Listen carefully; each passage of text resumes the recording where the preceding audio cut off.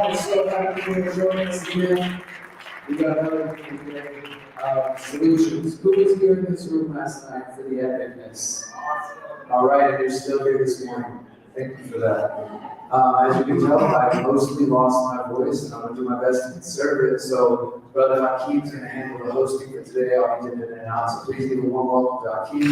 And he takes us through you sacrificed your voice for that show last night. Well, good morning, everyone. This is day number 4, Empowering Technology. And I want to start off today with a quote that I think completely captures the essence of how important technology is. So this one is by Julian Assange. This is from his books, Cyberpunks. Our physical universe has a property that makes it possible for an individual or group of individuals to reliably, automatically, even without knowing, incipher something. So all the resources and all the political will of the strongest superpower on earth may not decipher it. And the paths of deciphering between people can mesh together to create regions free of the coercive forces from the outer state, free from mass interception, free from state control. Now, is that something we want to see in this world? Areas of free communication, of free exchange? This is what it's all about. Today we're going to be learning about some really amazing technologies. We've got speakers from all around the world. But I want to start off today by getting a poll. Some of us are more acclimated to technology, we're feeling good about it. Some of us are maybe more opposed. So I want to ask, who's white-pilled about technology? You want to learn more about it, you're empowered, you want to get hands-on today? All right, cool, there's some hands there. Who's kind of on the fence? Who feels like technology can be a danger? You don't want to get in too deep. There's some of us out there too. And then who's black-pilled? Who's black-pilled? Who's like, who doesn't have any technology at all? You're a paper and person. All right, we've got one person, she made it out. That's awesome. Give it up. Manish, I know that's a lot. So we've got all these different groups in the room, and what I really love about this reset is we're not just going to stand up here and be conceptual. We're actually going to learn and get hands-on today. We have an amazing round of speakers. I'm going to introduce our first speaker, Jonathan, in a second. He's got some really revolutionary technology. We're going to hear from him first, and we're going to hear from David Perez, who is a Mexican local, a hacker, a physicist, and a generalist. He's going to be giving you a hands-on look at decentralized technologies and Web3. Then we're going to hear about Staker geometry, right? We're expanding the bounds of what technology actually means. Because it's a duality. It is a great threat to humanity, but it's also our saving grace. Then we're going to hear from the great Merlin. He's been giving me little drips of his presentation. Now, this is going to be an empowered speech. You're going to want to hear this. This is the future of finance. This is the future of banking, his solutions that he's working with on Logos. After lunch, we're going to hear from Aaron Day, and then I'm going to wrap up today with a talk on Tech Edition. Now, I also just want to shout out, we've had some really great wins this year. We had Julian Assange as a free man.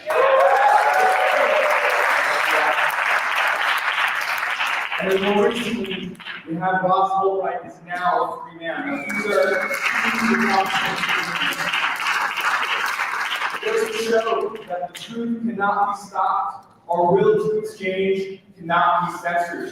And these guys are heroes. I consider them heroes, but the battle is not over. The war is not over. Now, there are other developers of Tornado Cash, Roman Storm, who is facing up to 45 years in prison for simply writing open source code. That makes it possible for us to transact writing.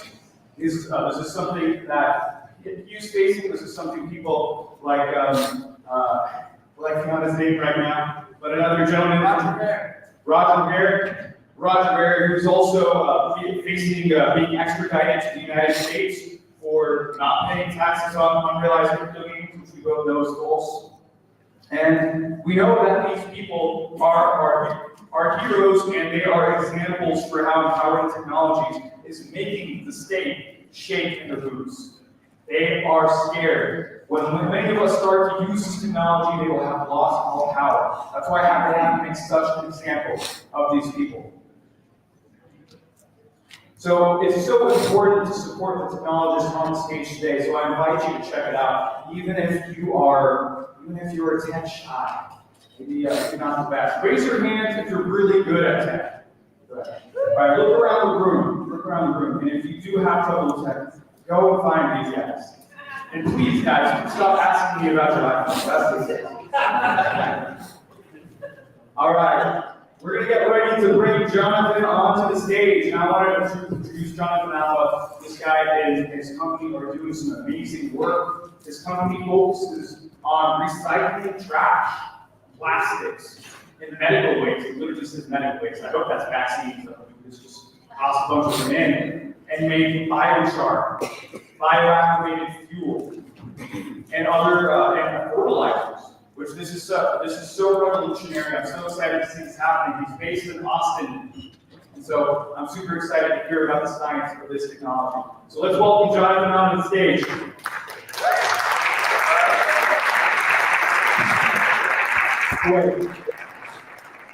Hello, everybody.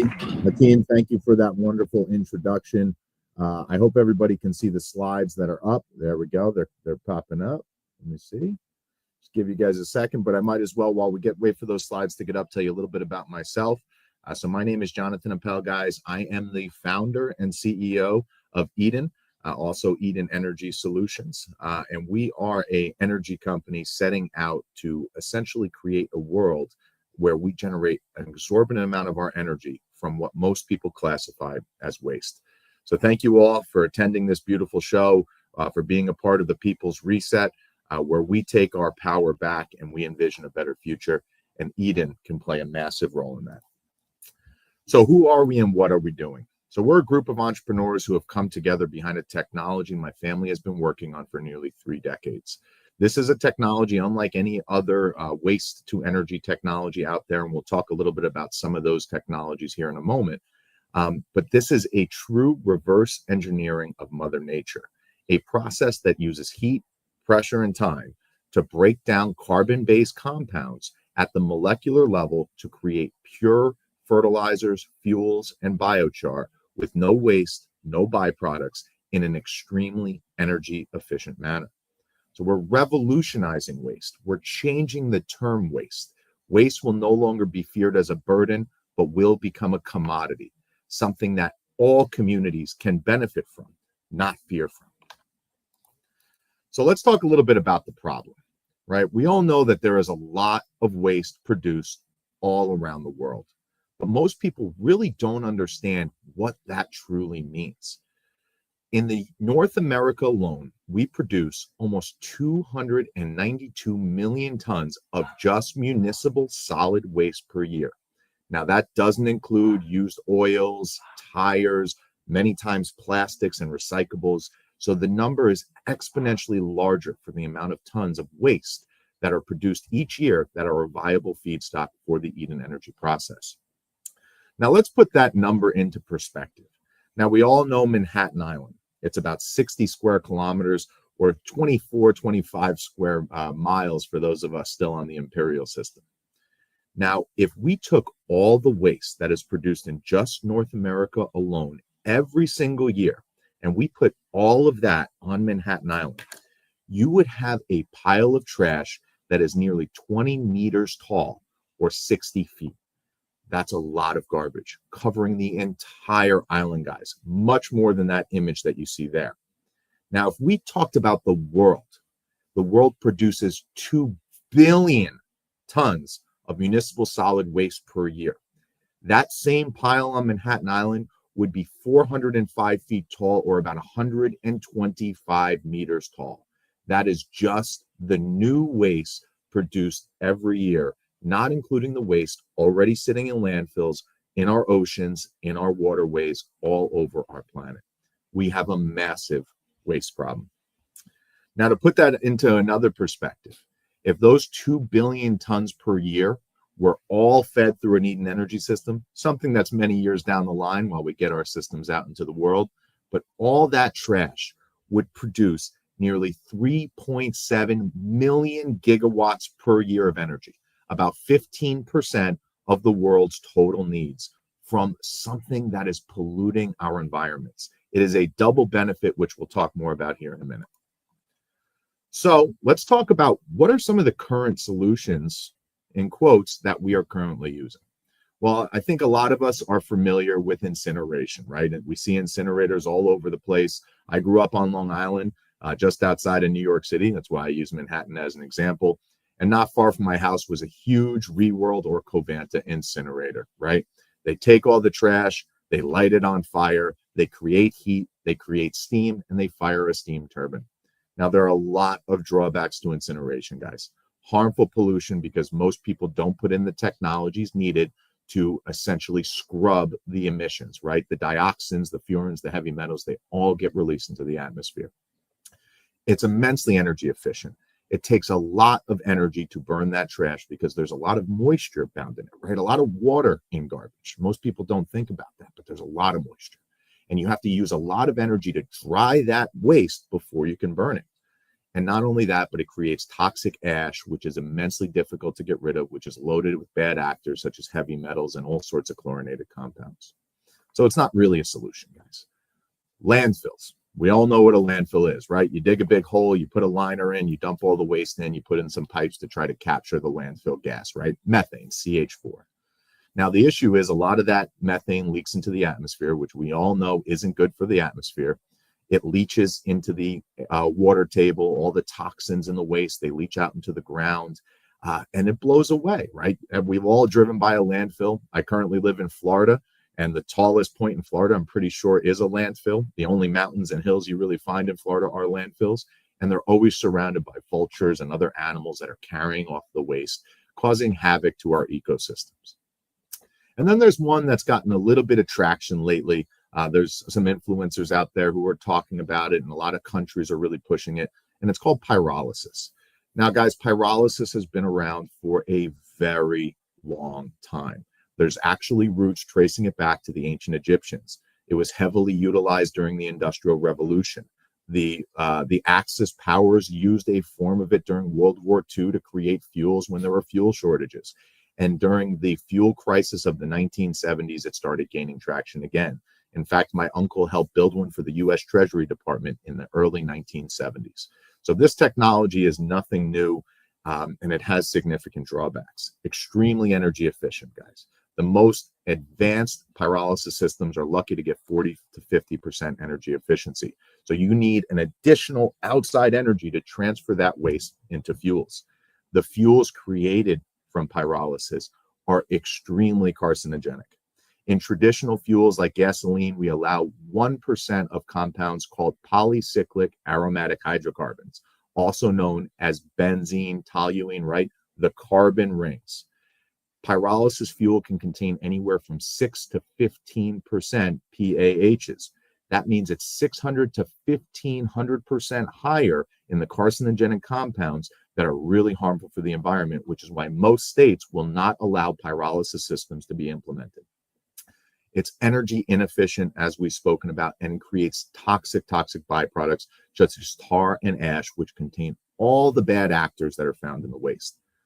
Now, we talk about these options as solutions, but they all have extremely negative drawbacks that harm the environment. So how can that be a solution for waste if we're creating more problems than we're technically solving? We're not solving pollution with these technologies, guys. All we're doing is we're taking the waste in one form, converting it into another form of pollution, whether that's air pollution, solid pollution, and tar and ash, or other negative consequences. So how are we different?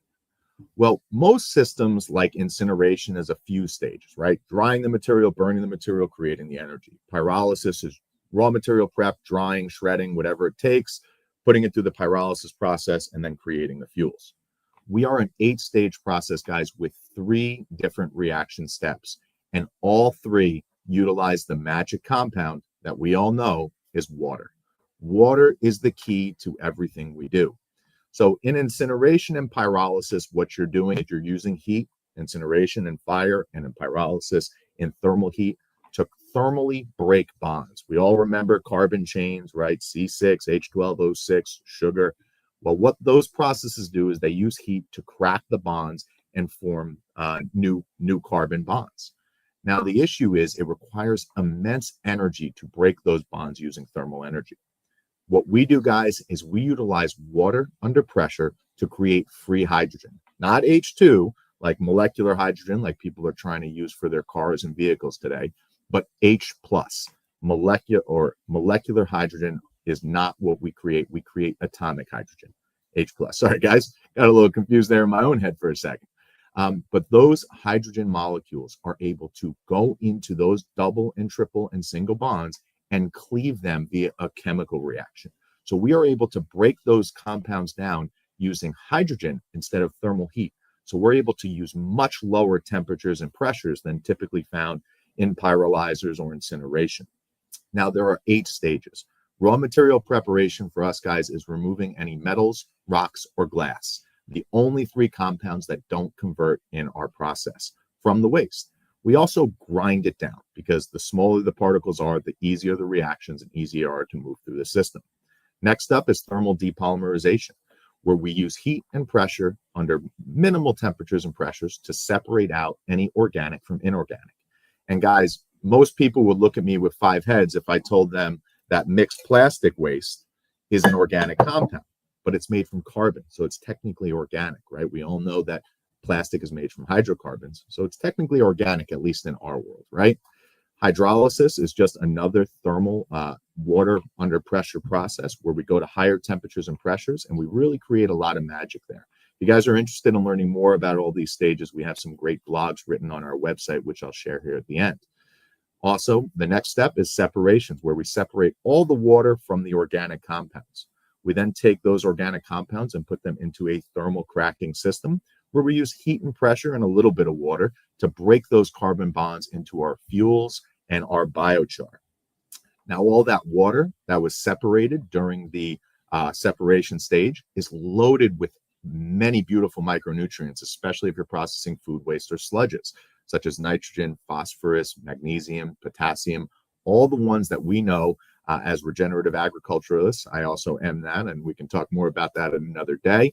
But all those nutrients that we know are beneficial to plant growth. So we take that water, we concentrate it down and create an organic liquid fertilizer, which I have some right over here somewhere.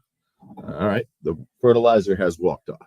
But all that is, guys, is a concentrated water stream, which we reduce down, and it is pound for pound our most valuable product. Next up is polishing, where we simply filter the fuels of any carbon particulate that came out. And then power generation. So guys, this is something that is much different than all the other systems. We are third-party validated over 90% efficient. So we create regenerative natural gas and regenerative fuel oil as our main power sources. Depending on your feedstock and the size of your system, of the regenerative natural gas produced, it's going to take between 20 and 50% of that fuel to power our entire system. So you have at least 50% of the gas remaining and 100% of the fuel oil remaining for excess outside energy.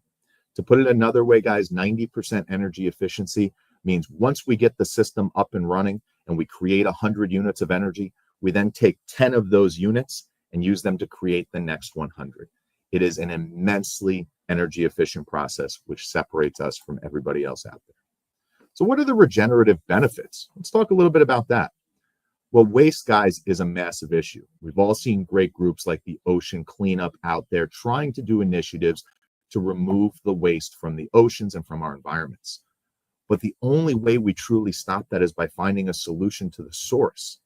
You can't clean up the floor of a spill if you don't turn off the faucet first, right? We need to turn off the tap. We need to stop the waste at the source.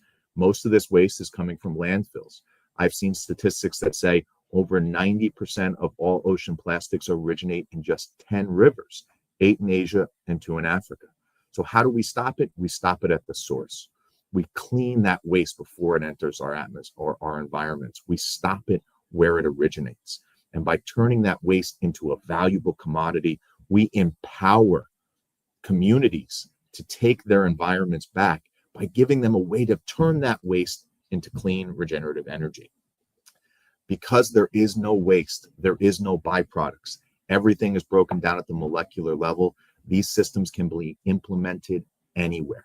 They are also net water producers. So all that moisture that is found in the waste, it comes out in a clean effluent stream that can either be upgraded into potable water or used for irrigation. A complete system for global regeneration. This has been my life's work, guys. As a kid, I called my father God's janitor. This is something my family has been striving for generations now. And we will not stop until we get there, which is why Eden is launching our philanthropic venture called the Eden Initiative.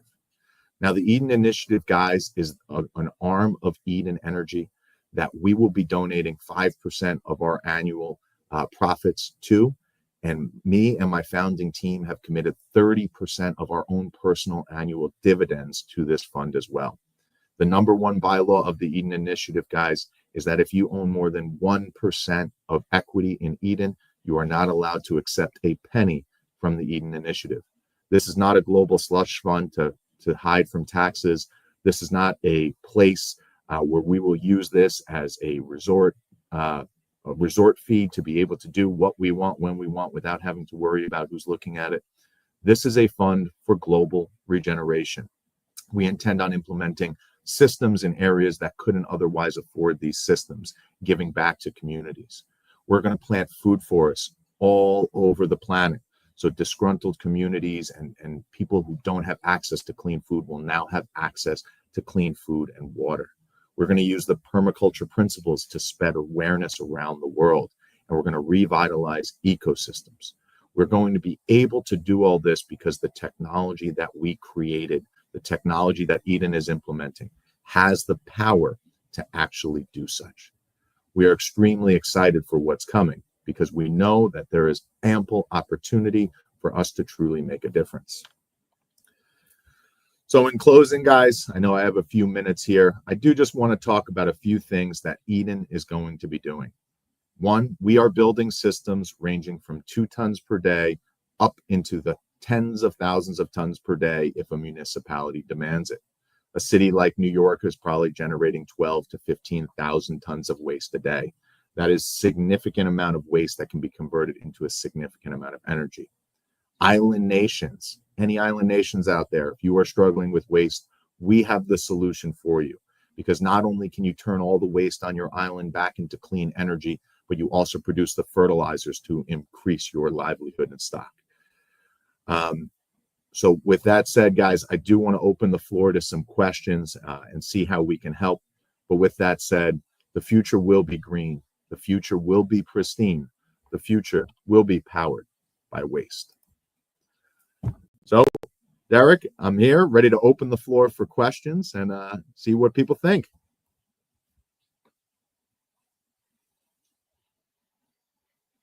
And if you have a question.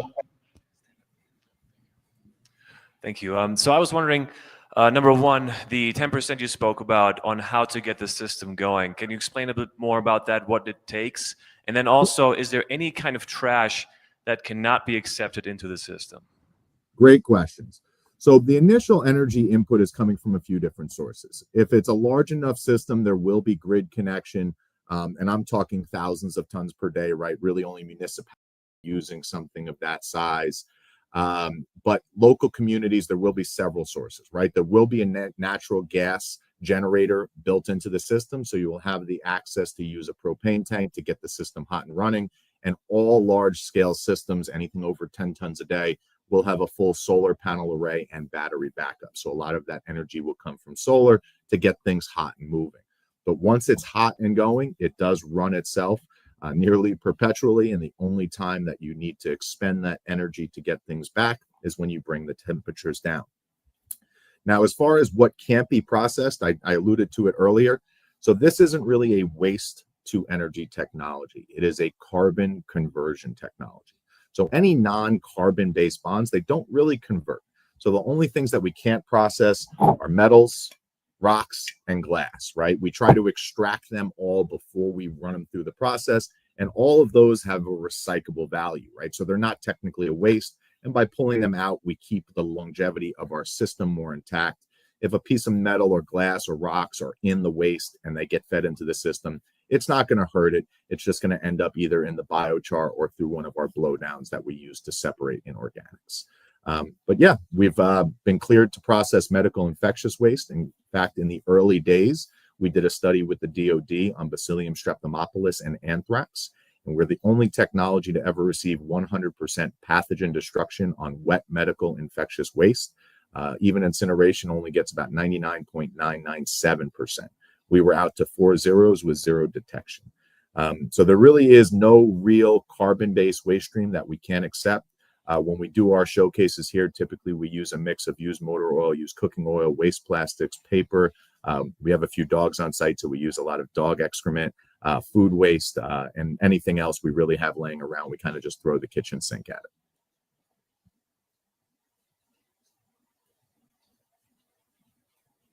Presentation. You mentioned the machinery. I'm very interested to see if we can replicate this regionally, globally, and if your Eden initiatives would incorporate the platform for us to be able to spread this technology. And then my second question was with regards to mycelium, because you mentioned plastic was not one of the things in your repertoire of fuel sources, but as I understand it, there's a mycelium that we can put on the plastic and it will eat the plastic and turn this toxic petrochemical waste product into a bioavailable source for the soil. Thank you. Sure. The answer to your first question, we can actually build and scale these really anywhere on the planet. So we are what's called a subcritical pressure and temperature technology, meaning the pressures and temperatures that we utilize aren't really that high. So it's very basic, standard industrial equipment. The only custom equipment we have in our entire repertoire of equipment are these things here. These are our tanks, vessels, and reactors. So this is our lab scale equipment behind me, guys. This is a 30-liter reactor. Our smallest system that we sell is a 2-ton per day system.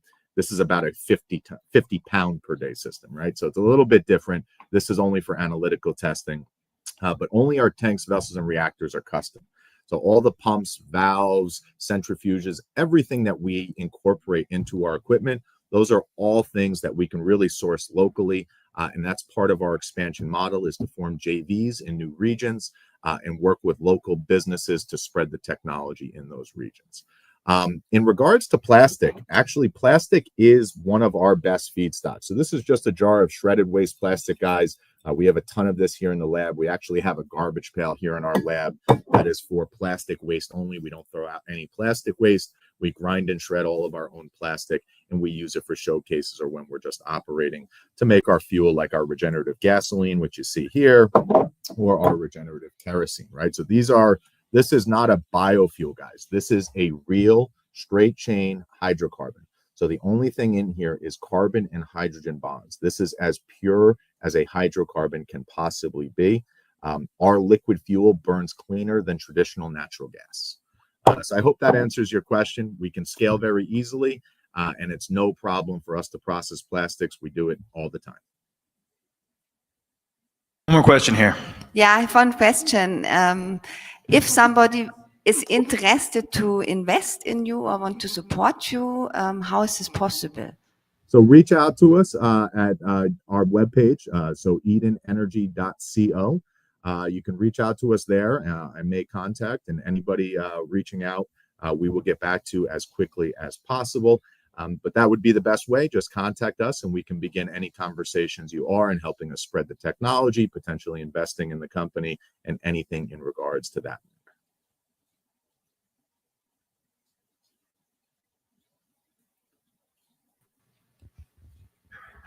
My question is, what is the smallest functional system that you've ever built?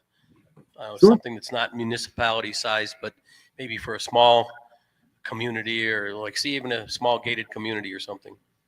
So the smallest functional system that we've ever built as far as a full-scale industrial appliance in a flow-through system was about a 15-ton per day unit, because we never, in the past, we always tried to build them large. It's only recently that we're deciding to build them small. We are in the process of building our 1-ton per day mobile system, which will be a 53-foot cargo trailer that will be able to process 1 ton a day. We're calling our Revelation Prime. So we have 3 series of equipment. We have our Revelation, which are 2 and 3 ton per day mobile systems. We have our Trinity series, which vary from 10 to 20 all the way up to 60 tons per day and multiples of 10. And then our Genesis systems, which are full-blown refineries, going from 75 tons per day up into the thousands and thousands of tons per day. A small community would do well from a Revelation, which is a 3-ton per day system and 2 40-foot containers. That would be a way a small community could turn waste into energy, but likely a 10 to 20 ton per day Trinity would be enough to allow a community of several hundred homes to several thousand homes to be able to convert their waste into energy. Now, I don't want to say that a community of that size would be able to power themselves completely on just their waste, but they would produce a significant amount, probably between 30 and 60%, depending on how much waste the community was producing. Question for you. How can we use this technology in a way that is going to not be defeated, captured, etc., by the current energy cartels that exist? Well, Derek, I really appreciate you answering that question. And this is one of the things that I've committed my life to. We have turned down significant capital because of unaligned partners. If I get into a meeting with an investor and all they're talking about is what their returns are going to look like, we've essentially walked out of several of those meetings. There's no interest in us ever selling. We've already been offered 10 figures and we've turned it down because this technology is not meant to be utilized to line the pockets of the global elite. This technology was not created by us, but created by God, and it is for the people of humanity. It is for our world. So we will make sure that it gets back to the people to create decentralized off-grid systems to turn our world back into Eden, both environmentally and consciously, by raising the awareness, raising the vibrational levels, and making sure that everybody has a clean ecosystem, clean food, and good benefits to thrive on. But thank you for that question.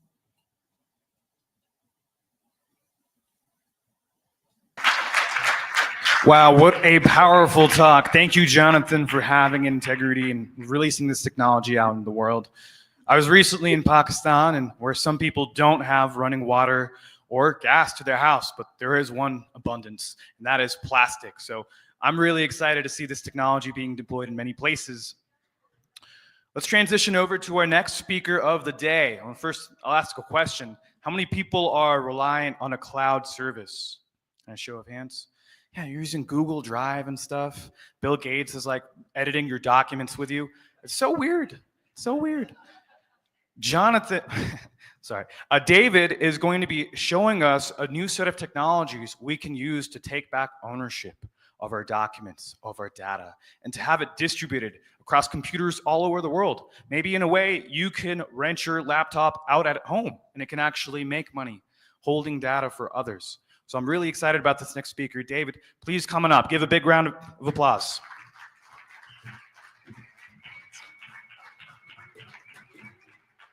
Hello. So I wanted to go not very technical on this. I also want to speak in English because some of the terms probably have not like straight translation to Spanish, but I hope the translator can do it.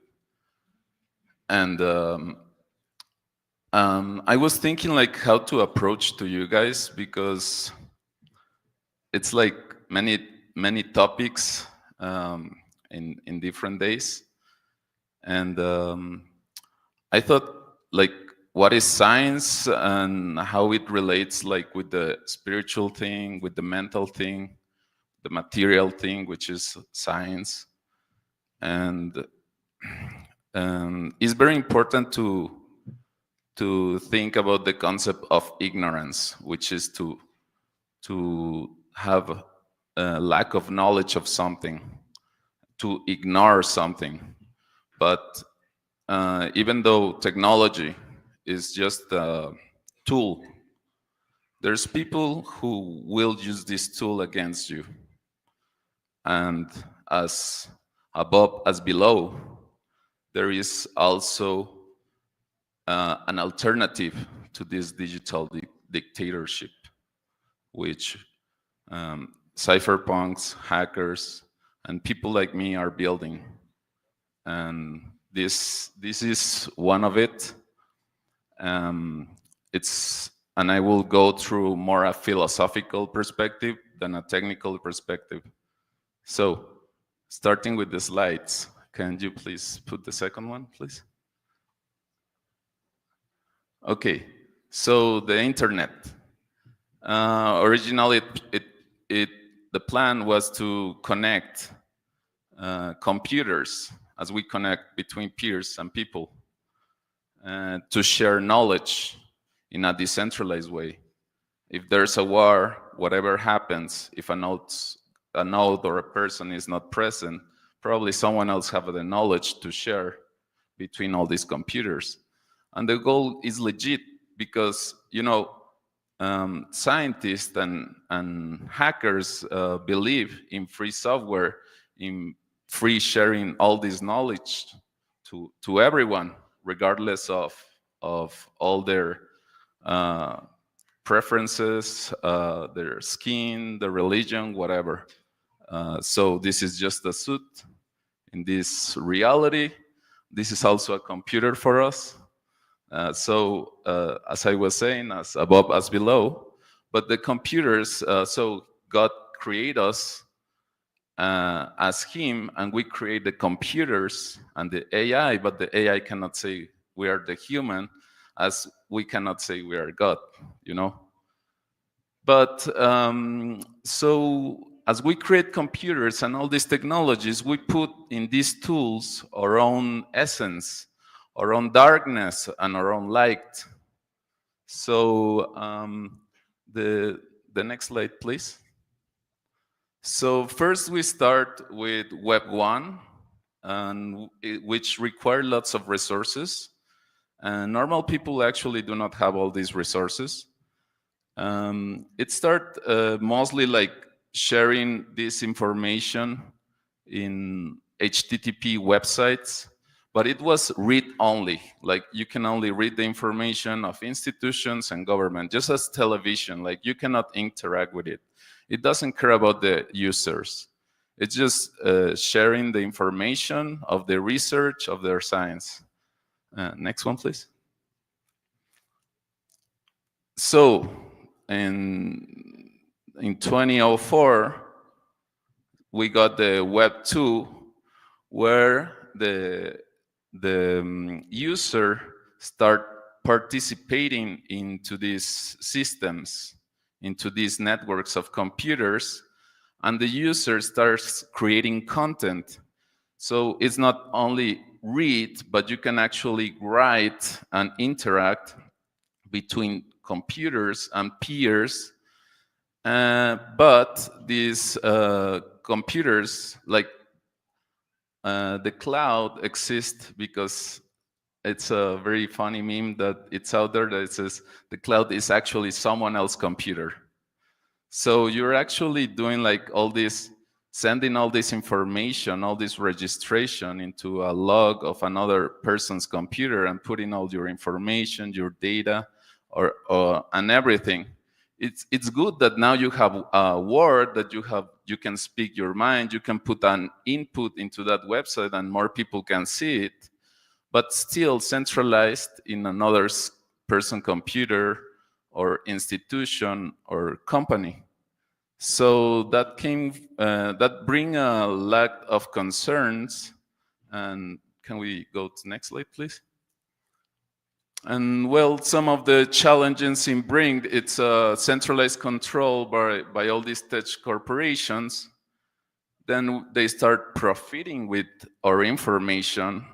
Like we create content, we create knowledge, but they monetize it. and they realize like they have power of this information because we need to go through all their computers. The question is, why not use your own computer?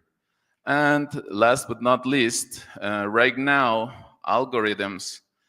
There are many algorithms that start realizing that all these inputs of people, of many people, can be comprehended through outputs and inputs that they create in all these logs like Facebook and all these social networks, where they can basically start manipulating how people react using group theory and other things. So they also create algorithms that make us addict to have a social approval and other type of things, and then it comes some mental health impacts and addictive platforms like TikTok that get us attached to it, and we're just being connected into a matrix and another reality. Next one, please. And well, hackers are always a step ahead because they were actually the original builders of these technologies, and their technocrats cannot be better than hackers. Hackers are always way beyond, and I will explain why and what a hacker is by definition of the original concept, which is in a simpler way. So hacker has nothing to do with cybersecurity, first of all. Hacker, it's a person who grows by understanding the system, a system, any system. He can break the system, he understands the weakness of the system, and he builds a system that removes all this weakness, who can let off control. And because hackers' dream is to share the knowledge infinitely, they build these systems for sharing knowledge. And that's where Web3 comes from, where we are actually starting to have ownership of our own computers, our own information, and privacy and cryptography, and decide who we speak with, and take all these Web2 solutions, centralized and controlled by these entities, and build an alternative place where there's digital consensus, as the consensus of the minds in the spiritual way, as above as below. We have consensus of computers and consensus of humans to build our new infrastructure. And we start working with Web3 technologies, which are based on peer-to-peer communications. This means a mesh network, a network of computers, and we need security, which the blockchain was the first solution for doing all these type of secure computations. Next one, please. And well, above this Web3 concept and these concepts, there are many small concepts or philosophies that join, create the general Web3 concept, who, as I believe, it was Dr. Gavin Wood from Ethereum who started with this concept. Now I think he works in Polkadot. But anyway, one of these concepts is to be local first, is sovereignty. As sovereignty in your life, sovereignty in your software, in your knowledge. So it is important to have a local first philosophy. Regardless if the network goes offline, you can still probably have like at least some backup in your local drive, a copy of all the Bitcoin transactions, a copy of all your website or the websites you follow. So if they attack a network, if they attack a country, all can be redistributed again. Even if the sun hits on this side, the dark side won't get the electromagnetic thing and will rebuild itself because it's all in a globe. Next one, please. And well, here's a thing that that I was trying to explain how I build some technologies. There are many other technologies, but this is a general stack for building decentralized applications. By the way, there's a little error there. This image was created by Unified Modeling Language, so it's a program, and the ERC20 token in the top, it's actually a part of a smart contract next to NFTs. But anyway, so the DPINs, decentralized physical infrastructure networks, we consider all these like the basic layer of computers, electronics, cables, basically energy connecting, and also the technologies like blockchain, which if you see an analogy, it can be like if you see a normal computer, but in a decentralized way, a decentralized computer, a whole computer. The blockchain is the processor. So it ensures to compute information in a secure way where no one else can modify these computations. And in this stack that I'm building, I'm using the interplanetary file system, which is like a hard drive where you store the information, where you store the images, where you store the assets, where you store the content, like all the information, even databases you can build on top, like OrbitDB. Some websites, as the version 1 of Web 1, are static websites, just informative. And you can build on top of the stack of IPFS and decentralize all your website, like for a blog, for a journalist who do not want or who probably is being attacked. And this make it censorship resistant in a way. On the other side, on the computing side, we start with the blockchain as a concept to ensure computations, to ensure first was the thesis of Satoshi Nakamoto, which was to avoid double spending of a coin, ensuring in a decentralized secure computational way. Sorry for the term. But the goal was to ensure, how do you ensure you cannot copy one coin to another coin, and you can actually be sure that you're spending one coin and the system doesn't break, or do the computation securely. So that was the goal of the blockchain, and it's to and then they start building smart contracts, which is like building programs that can be working on all these computers at the same time, and doing all these operations.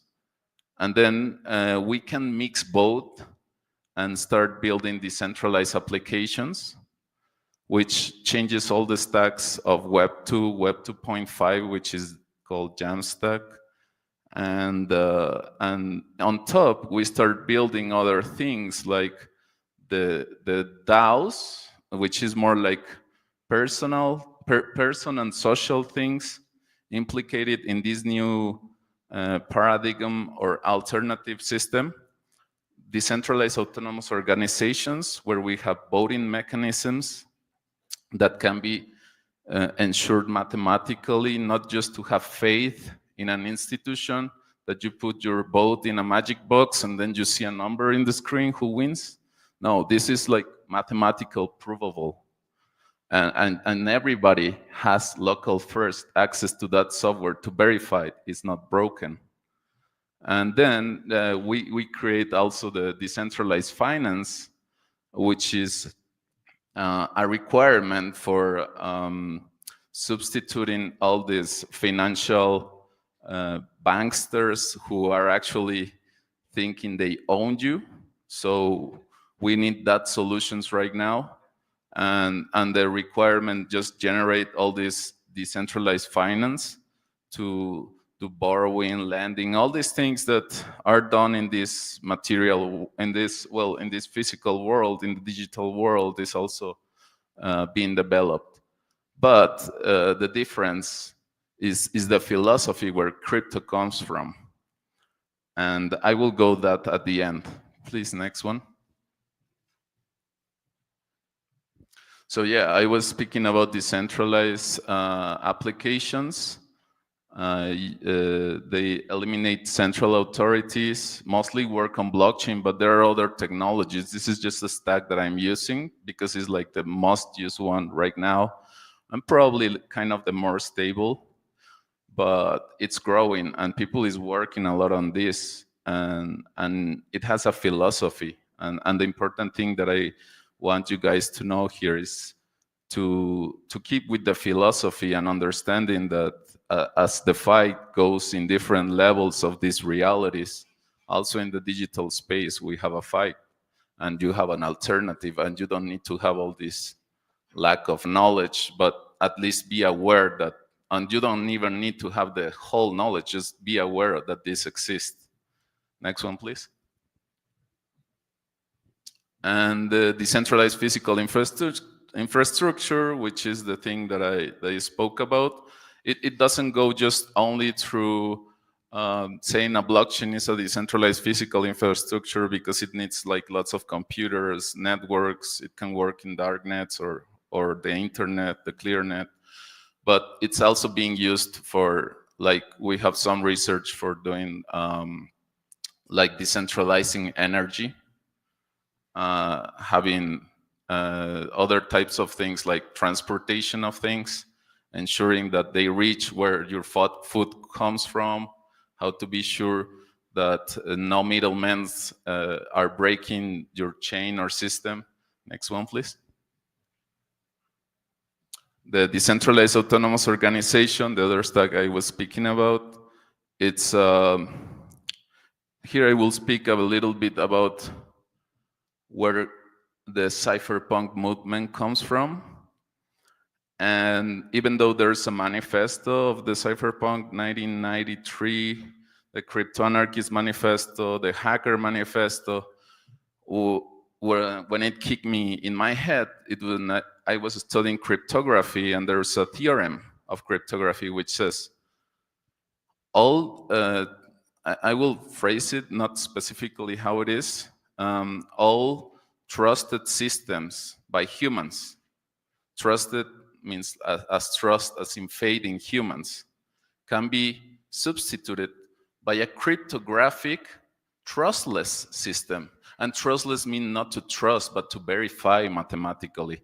And this means, like, as those computers in the digital world, in the analogic world, we have the analogic computers of computations, which these institutions justify themselves and their existence, but the only thing they do is compute information, like doing the process of a voting system, doing some processes of inputs and outputs, but it's based on faith and controlled by humans, which are the most corrupt possible beings, not because they want, but because they have errors, a huge percentage of error. And sometimes it can be the most nicest person, but you cannot be sure if they have a mismeasurement. And mismeasurements means corruption because the data is not representing the physical process. Sorry to go technical there.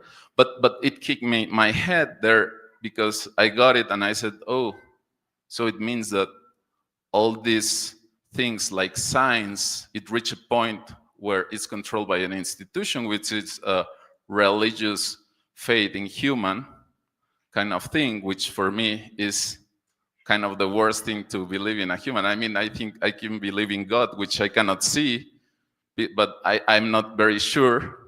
I cannot prove, I'm agnostic, but believing in you and, hey man, just give me your cash, I will take the best benefit for you, you know? So you need them, and the thing is that for humans, we need philosophy to construct reality. And one philosophy is mathematics. There are other philosophies, but the philosophy for easiest consensus can be probably mathematics.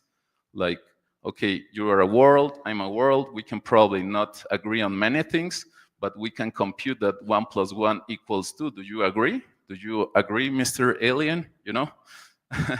So anyway, next one, please. I think decentralized science, yes. So here is where it comes. Like, so I was doing lots of research in physics. I was working in institutes. I'm a communications and electronics engineer. I programmed since I was 12 years old. And all these ideas of having all these problems on the institutions where it leads to a point where you cannot be funded or create more technologies because scientists just want to try to know and to share knowledge. I mean, at its best core, scientists should be agnostic. You don't follow science. You don't trust science. Science is not to trust. Science is just a tool to prove. It's just a philosophy. Okay? So all these governments that are religion telling you to follow science, they're not scientists. Sorry. And the thing is, we need to rebuild it. And we need to decentralize science. Next one, please. Well, the importance of decentralization, promote transparency, enhance security, and, well, removing all these previous issues of all past generations. And now we're living in a cyber war. So we need to be ready for any type of thing. Next one, please. And, well, my conclusions here. So we can see like the history as above as below in we trust in all these governments, giving them the power, giving them all this power, giving them feeding them with our faith, with our blood, with our time, and the power just wants more power, and the power is centralization. You must understand this, because when all of you create all this mental creation, which is a government, an institution, a centralized entity, you all agree that these guys can have power over you. And right now, as I said, we're living a very dark time, as everybody said here and knows. And the decentralization is very important, as the decentralization of consensus of minds, the decentralization of information through computers. It should be also done. And in different levels, we should develop all together, like in the material, the spiritual, the mental, because if you don't have any of these parts, you're not a full human. And it's very important to understand these things. So understanding these changes is critical for the future of humanity, for understanding who either the software controls you or you control the software. Either the IA controls you or you control the AI, because it's just a tool. Thank you.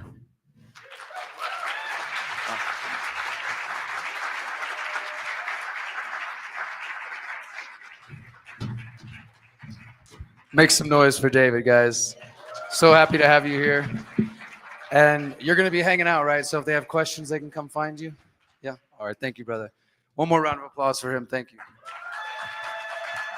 All right. Yeah. Everybody at home, this is Pugsley. And he's the mascot here. Okay, so we want to take a moment to give some thanks to our sponsors. We have a few more powerful presentations today, and none of this would be possible without the sponsors we got this year. So if we can go ahead and pop them on screen there, I'll mention a few of them that we have here today. Of course, the Freedom Cell Network. For those who are not familiar with the Freedom Cell Network, go to freedomcells.org if you want to learn more. It's just our community tool to help people out there. Like some of you who are at home, you might not have community locally and you're looking for friends. I encourage you to go to freedomcells.org.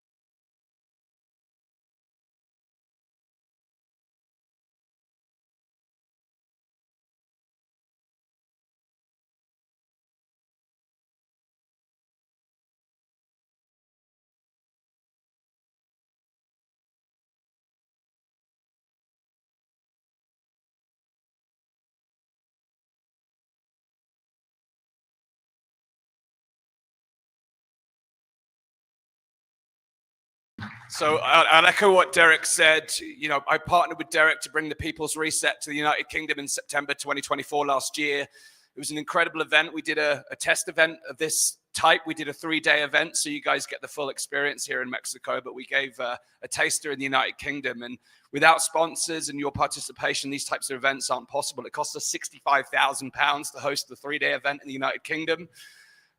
So it's a tough gig putting on shows like this, and it's really important that we do in order that we can make a difference.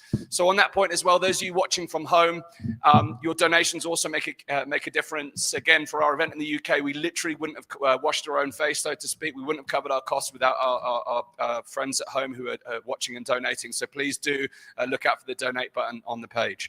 So I wanted to come up and introduce our next speaker because she is joining us also from the UK. Catherine Armitage was an integral component of us bringing the event to the United Kingdom. I've worked with Catherine on a number of different key events in the United Kingdom. She's one of the most resilient, hardworking, compassionate, caring, loving individuals that I've come across in this movement. And I've been honored and blessed to work alongside her. And she worked night and day to help us put on the event in the United Kingdom. But she's also got a great deal of wisdom. She's been traveling the world looking for insights about how we can optimize our health and our well-being. She ran a retreat in her hometown called the Cranley House Resort, where she's helped many, many people with their health. She's a yoga practitioner instructor. I saw some of you doing her yoga class this morning. But she's here today to talk about something special, about a piece of technology called the dodecahedron, which we had in the room in Bath. We had it set up in the back of the room. Like we've got a structure out there where people can actually go and experience it. But these sacred technologies can really help us in the modern world, not only help to optimize our well-being, but also to tackle some of the environmental challenges that we're dealing with as human beings. Some of you may have noticed that the air we breathe is no longer as clean as it used to be, and that's for various different reasons, not just from what the pollution is being created on the land, but also what's happening in our skies as well. So Catherine's going to come and talk to you about some of these new technologies. So it's my honor and privilege to introduce you to Catherine Armitage, all the way from the UK. Please give a warm welcome to Catherine Armitage.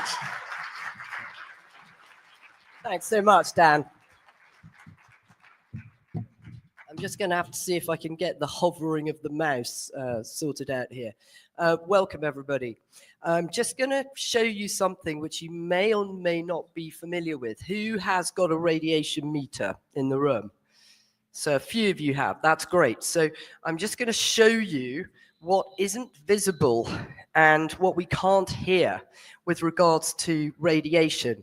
And I would say one of the things that we most need is a telecommunications system which is actually going to be in harmony with nature. And there are people working on such a thing. So if you can turn your phones off, that would be amazing, or put them on airplane mode, and then we'll all be in a better and more harmonious environment. And if anybody wants to have a look at this, do have a look later on. Okay, so the dodecahedron, we brought our small one all the way from England, which is at the back there, which some people are sitting inside. I've been interested in energy because I practice homeopathy and I'm very much into yoga and I'm very much into positive energy, especially faced with all the onslaughts that we're being faced with at the moment. So what I have to tell you is all positive. And I want to start with the most important piece of technology in the room. It's us. We are natural senders and receivers of energy. And if we practice yoga, meditation, do all the things which are going to enhance our health, we become even more powerful. That's what I'm interested in. And the sacred technology, like the dodecahedron, can actually add, brilliant, thanks, Derek, can actually add to that. It can augment our own naturally powerful energies. So we're very, very lucky, really. And of course, the other side absolutely don't want to know that we're a very useful piece of kit. They're going to entrap us as much as they can in the materialistic world. You only have to go through an airport duty free. It's a bit like sort of going through hell, isn't it? You know, it's completely divorcing us from our natural spiritual aspects, which are so important. So this is our little place. It's a very little center in Combe Martin, but little doesn't mean to say that we can't do a lot of good work. So I see it that, you know, in quantum physics, we know that when a butterfly flaps its wings in Australia, that it affects the air currents over here in Europe. I know that when I give somebody a tiny little sugar pill, that actually that is all that they might need to stimulate their body's energy to get them back into good health. So sometimes when we're feeling disempowered, it's just the small movements that can make a big effect. And by the way, a lot of what we were doing, we weren't allowed to do. We just were under the radar. We didn't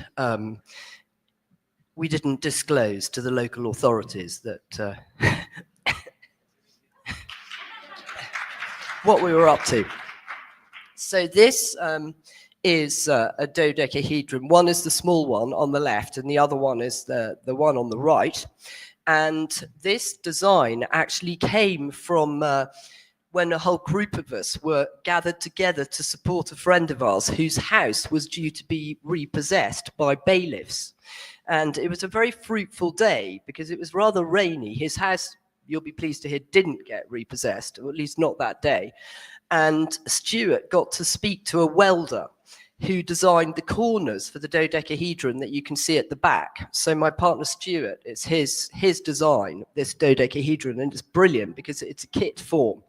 And I have got a lot of slides. I'm not going to show all of them, but for anyone who's interested to make their own dodecahedron, you can just come up and take pictures afterwards from my computer. I'm very, very grateful to my friend Jose Cardoso, who is an ex-telecommunications engineer. He thought that 5G was the best thing since sliced bread, until he got very sick in his flat in Zurich when they put a 5G tower just outside it. So he had to move. And when he moved, the same thing happened again. So he moved out of town. He left his job, and he has been tireless in finding solutions and is working on technological solutions for a communication system which is in harmony with nature, with the nice sine waves that we see in nature, as opposed to these digitalized, castellated energies which cut through our natural body energies. So it was him who found, and we met each other on our 5G awareness campaign, which we've got going on in England and all around Europe, in fact. And I'm very much in favor of Derek's philosophy of being activists and being the conscious resistance, consciously resisting that which is not good for us, and to work on that which is good for us. Just going to go back. So,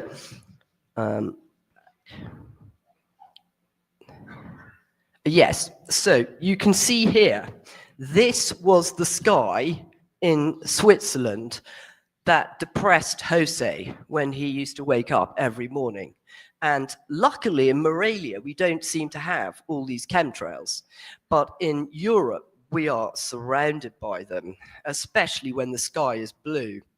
So online, he met another Portuguese lady called Anna, and she shared with him the sacred technology of the dodecahedron and said that they built these dodecahedrons in Portugal. And what was happening is the chemtrails were dissipating very, very quickly, and it would go back to a nice blue sky. Now, when, I don't know how many English people we've got here, but we went through a very depressing time last year in the spring, in April and May, where our skies were blanketed in the southwest with geoengineering trails, and they would spread out to the point where it was like a low grey cloud, and the farmers weren't getting enough sun for their crops. And we were feeling that we just needed a bit more sun. We don't get much in England anyway, so, you know, we needed a bit more. So this here, you can see all the dates that after the dodecahedron has been in action in Zurich, in and around Zurich, there's the chemtrails disappear and there's much more natural cloud formations. So one of my things is, gosh, when I heard this, we need to have these dodecahedrons all around the world, because this is just such a great solution for all of us. It'll make us all feel so much better. So the dodecahedron uses the power of sacred geometry, and this, you can actually, there's another bit of sacred geometry in this room, which is the octagon, which is above our heads in the middle there. So we're being affected by the shape power in many different ways. And it uses the power of sacred geometry, which harmonizes the environment at a subatomic, atomic, and molecular level as it interacts with etheric energies. Ether, I know this from studying yoga, is the fifth element, and it contains all the other elements: earth, air, fire, and water. So people can call it spirit or prana. It's like the architect's plan, you could say, or the architect's energy for bringing forth creation. And sacred geometry allows us to raise vibrations as well as concentrate and expand the energy of any organic device that we place inside it. So we can place crystals in the dodecahedron. We can place a slim Sperling energizer, harmonizer inside the dodecahedron. Does anybody here know slim Sperling's work? Great. So if you don't, I've got all the details and you can take some pictures afterwards. All of these things add in. So this Telegram group also has sharings from all around the world of people who use the dodecahedron. And the natural cumulus clouds come, and the chemtrails don't accumulate as they did before. This is how to construct the dodecahedron, and you can make it from metal or wood. R1 is very clever. It's got steel corners, and then the aluminium tubes are just a little bit bigger, and they fit over it.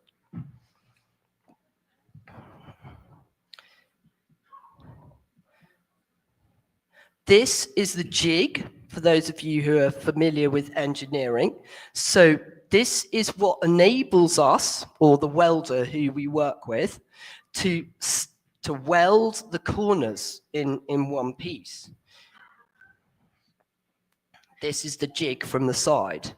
Again, you can take pictures. This is some friends of ours in the big dodecahedron. It's a lovely shape to sit inside, but it's also very powerful if you set a positive intention. So going back to how energetically powerful we are as human beings, if we say that we would like the sky and the atmosphere around our homes to be infused with positive energy, this enhances the dodecahedron effect.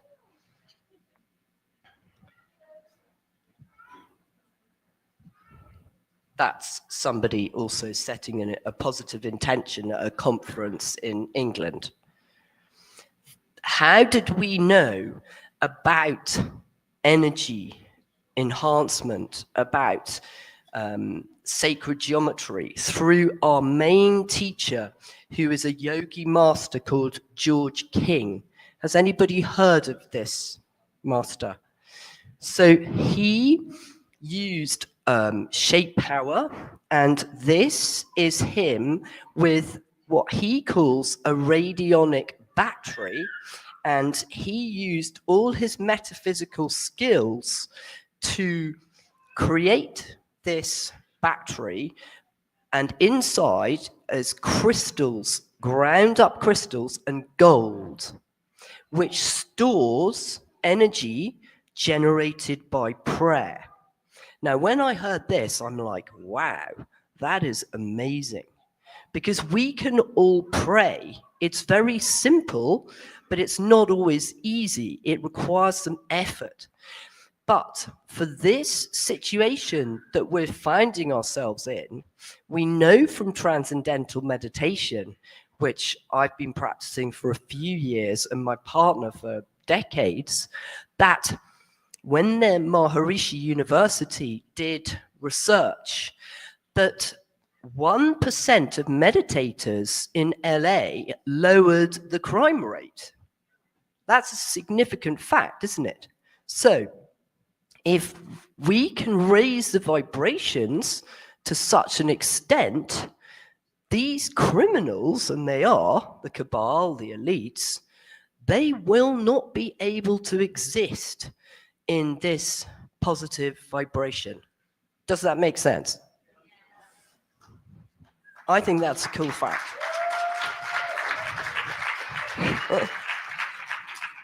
That keeps me getting out of bed in the morning because I don't feel small and insignificant.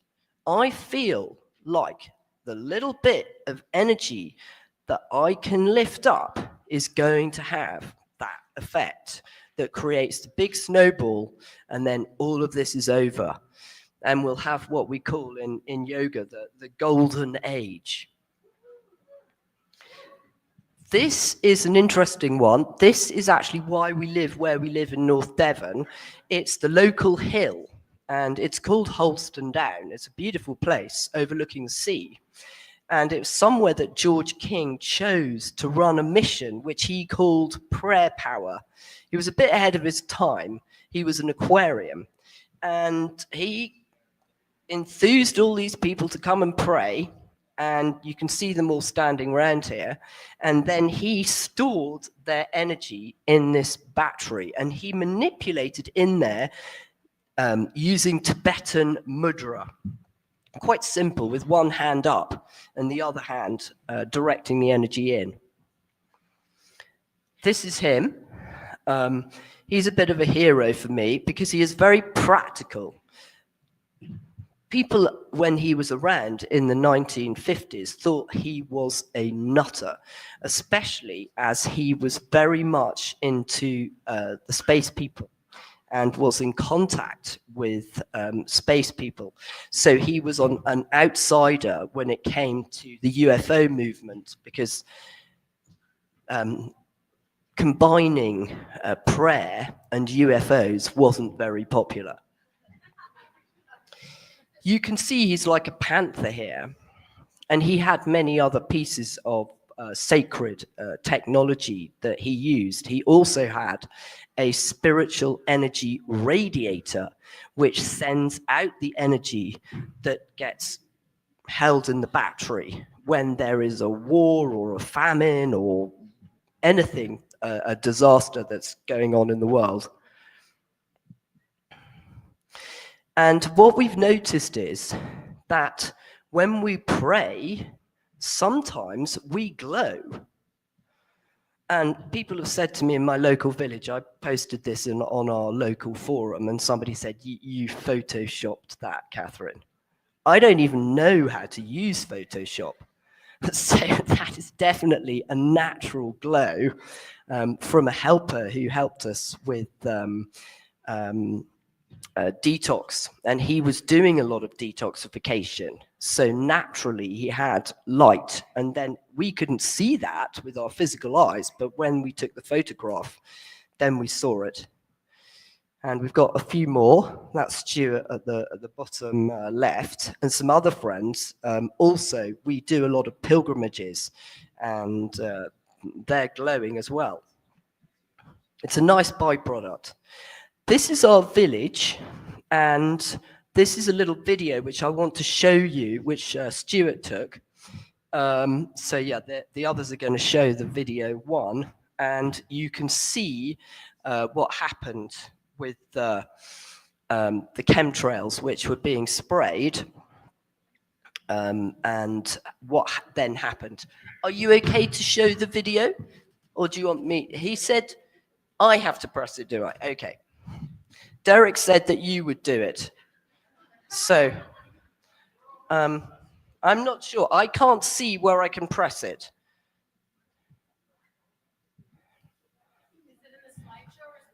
It's yes, this is a PDF. So yes, you would need to do it. You don't have it. Okay, never mind. It doesn't matter. Basically, what I was going to show you is, it's very interesting. It just shows you that they sprayed and sprayed. You can see a little bit there, but it got much more intense. And we took the pictures. We had the dodecahedron in our garden, which is a little way up the hill. And then Stuart did another video after 3/4 of an hour, and already the chemtrails were not accumulating. They were dissipating, and we kept having the blue sky. And then 2 hours later, he took another video, and by then, just natural clouds were showing. If you want to have a look at that video, I have got it on my computer, so anyone who's interested. So, scalar waves. Who knows about scalar waves? There's probably people in the room who know a lot more about them than I do. But they are generated from the sacred shapes, from the sacred geometry. And they have certain characteristics. They propagate in the etheric medium instantly and connect with anything to which a resonance is established. Wilhelm Reich researched orgone and scalar waves. Almost all of his writings were burnt. So that's how much, don't worry about the videos, doesn't matter. Yeah. That's how much they did not want us to know about these kinds of technologies. Reich used this energy to heal people and influence the weather. Some people might have seen his weather cannons. And the FDA questioned these therapies and banned his work. And he was arrested in the 1950s and taken to a penitentiary. So it is believed that orgone energy has scalar wave characteristics. And here you've got a little picture of Wilhelm Reich with the pyramid. And I'm just going to skip on to this one, which probably people have seen. So he could accumulate clouds, or he could take them out of existence. And there are a lot of people who've continued his work. So, you know, we know North Carolina, hurricanes, directed weather, this kind of thing. Don't think it's a conspiracy theory. But we have the potential to harmonize and make better weather. You know, we know about the Hopi Indians, don't we? They did the rain dancing. They knew about how to tune in to natural forces. And that's our birthright. Oops. For anyone who's interested, this book, The Fundamental, a bit of a long title, The Fundamental Discovery of How Shape Modifies Undifferentiated Universal Ether into Electricity, Magnetism, and Nuclear Forces by Dan A. Davidson. If you really want to get into this, this is the book for you. And he made a very comprehensive study of Wilhelm Reich's work. And this shows the etheric vortices in the pyramid and in this particular shape on the left-hand side here. There's somebody else who's been, I'm sure many people who've been looking at this, but somebody I've heard him talking a couple of times, Sam Osmanagic. Do you know about him? He's a Bosnian researcher and an archaeologist, and he is the one who discovered the Bosnian pyramids. And this pyramid of the sun, I thought I'd just put this in because we're in Mexico and you have lots of pyramids over here. This is an artistic representation of the scalar wave coming out of the top of this pyramid. And he is completely redefining, what pyramids are about. They're not tombs for kings. They are actually energy devices. So again, it's like when we're feeling a bit disempowered, we only have to look at this and think, boy, we've got a lot of energy that we can be using here.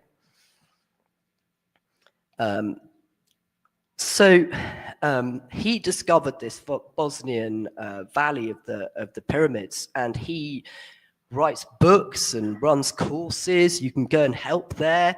You can go inside the pyramid. You can benefit from the healing energy. And he says that they're energy machines used by living communities for cosmic communication. So maybe this is the way to go for our communication systems. I'm sure I like to talk about these things because I'm sure there are going to be people in the room who think, boy, I'd love to research that. We don't want any of these digitalized communication systems anymore, which are messing up our bees and our trees. We want something that really works with our energies.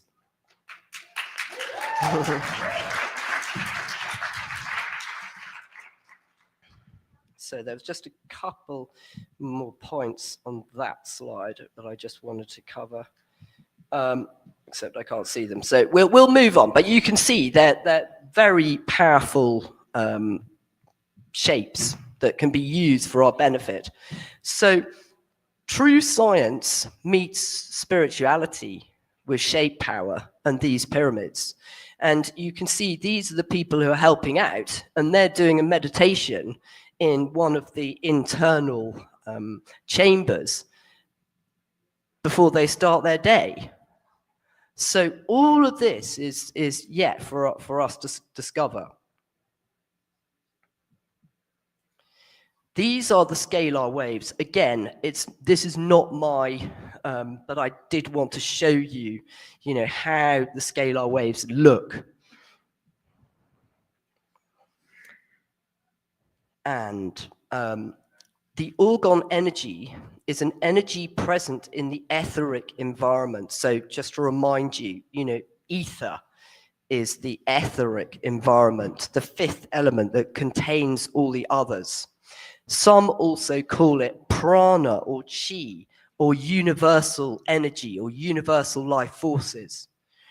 And the dodecahedron is the Platonic, as in Plato, reference solid for interacting with the ether. They also call it the doorway of the ether. And I don't know if this is scientific, but when we see the chemtrails disappearing, it's as if they are just being recycled by the ether when they disappear.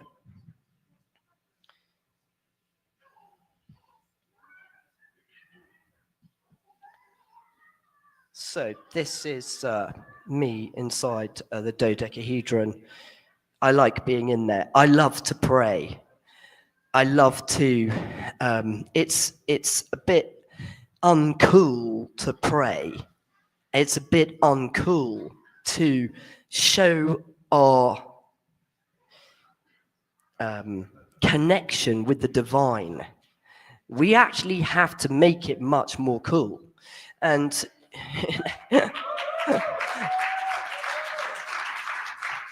and that's again why I love this conference that Dan and Derek and Miriam and Mara are bringing forth, because this gives us a chance to really talk about the things which matter, doesn't it? And do you notice how the Christian church had everyone praying like this? But when you see Jesus, it's like this. So, yes, so there's a bit more information here on dodecahedrons, which you can take from me afterwards. But the big ones have been tested in Portugal and Spain and by us in North Devon, and we're accumulating more data. We have a weather diary so that we can keep an eye on what's going on. I'm not going to have time to cover the slim Sperling harmonizers, which are these rather beautiful tensor rings made from copper, but you can use them, and we have one at home that we use with the dodecahedron. And this one, you can't see it that clearly, but it's the woven copper, and it's made into a dodecahedron. So I'm near the end. So yeah, my final thoughts are that we are extraordinarily powerful beings. We have the ability easily to overcome this evil in our world. And, you know, that's just really what I'd like to leave you with. Thank you very much.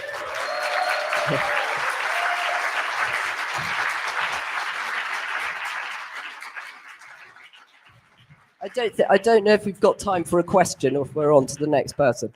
So I don't know if my clock's correct or not. Has anyone got a question? Yeah. Cool. Yes.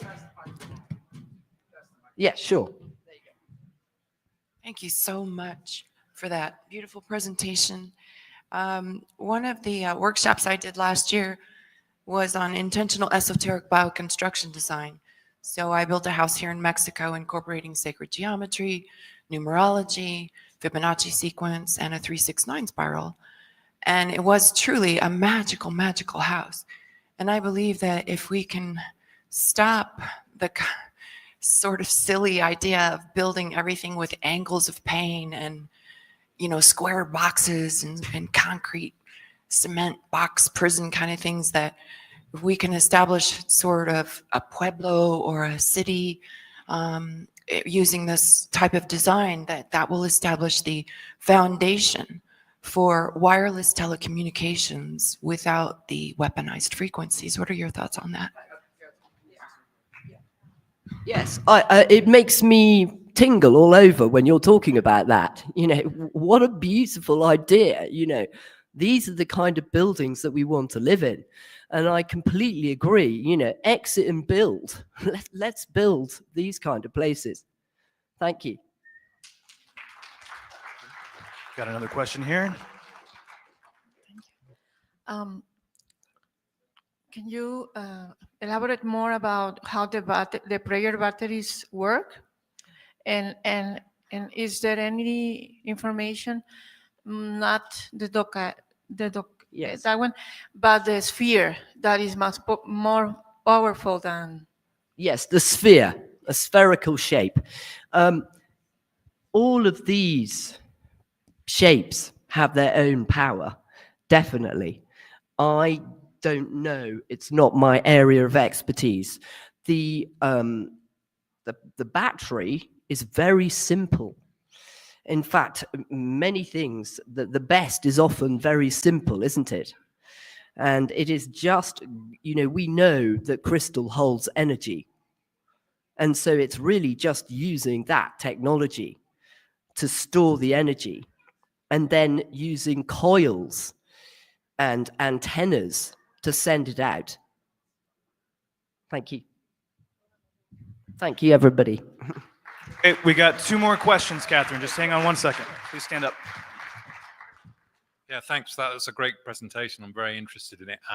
Can you tell me, what do you think is more effective in combating chemtrails and negative energy, the dodecahedron or the Reich's Cloudbuster or the latest version of it? Yeah, that's an interesting question. They definitely both work. We were at Shine seminars in the UK back last summer, and some people had some of the Wilhelm Reich technology, and we were using both together. I think it's all good. And it depends. Some people might feel more drawn to use the Wilhelm Reich technology. Other people might feel more drawn to use the dodecahedron or the sacred geometry. I do know from Harry Rhodes. Does anybody know Harry Rhodes? He has the canons based on Wilhelm Reich's work. That you do have to be a little careful, because you can generate what I think he calls negative orgon. You can accumulate something which is not so good. So, and I think he told me at one point about a small avalanche which was created in the Alps because somebody was using it not tuned in. But so the good thing with the dodecahedron is that you really can't get that wrong. But all energy is actually neutral. It's how we condition it. So, black magicians can use this technology for nefarious purposes, and we can use it for positive purposes. So for me, this is why it's very important to have a background in, understanding energies, yoga, Tai Chi, whatever it is, Qigong. All these ancient cultures knew about how to have respect for energy. One more question. Thank you, Catherine. Catherine, thank you very much. I'm on this side here. Oh, thank you, yes. I'm so grateful that you brought up these technologies and this knowledge, and especially Dr. George King. I happened to be a student at one time, member of the Aetherius Society. And just to compliment, because there's so much to say, the spiritual energy is so important for this planet. Dr. King said that spiritual energy is just like electricity. You could manipulate it just like we do with electricity.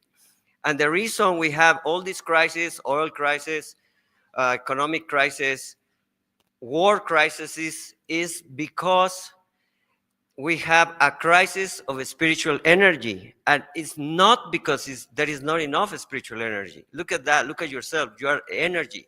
And you could become a spiritual energy. And if we solve the spiritual energy crisis, we will solve all the crises. And that was a message that just brought me home. It's like crazy. Thank you so much. Thank you. And if you have questions, Catherine is there. I could also answer questions about Dr. George King, the Aetherius Society. Thank you. Thank you so much. Yes. Waheguru. Give it up for Catherine. Thank you. All right.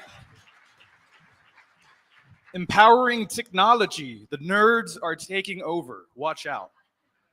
Did you see how the first day they were spraying on the skies? They stopped. They were scared of Catherine. Or one of you is running an orgone generator, I know. All right, we're going to head to our next speaker in a second. But first, I want to shout out something that is happening later today. Does anyone still not have Bitcoin? Anyone? There's a few people. It's okay to raise your hands if you don't. Well, this is cool because we're going to have a peer-to-peer exchange meetup at the end of today. We're having networking sessions at the end of today. And this is really important because I don't know if you've ever tried to sell your Bitcoin online. It's a little scary. People have to send you like thousands of dollars in the mail. So this is your perfect opportunity to actually do this in person with someone you trust. With watching eyes, right? We'll keep each other honest. So if you're looking to buy private cryptocurrency like Bitcoin or Monero, or you're looking to sell, which, hey, I might be trying to sell a little, come on tonight. Come on later on. Okay, and then for those of you watching at home, if you like the content that we're putting out, all these amazing speakers, remember that we're releasing this content completely for free. We don't have an email paywall. We're not asking for anything.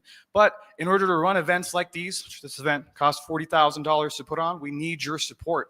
So go to thegreaterreset.org/donate.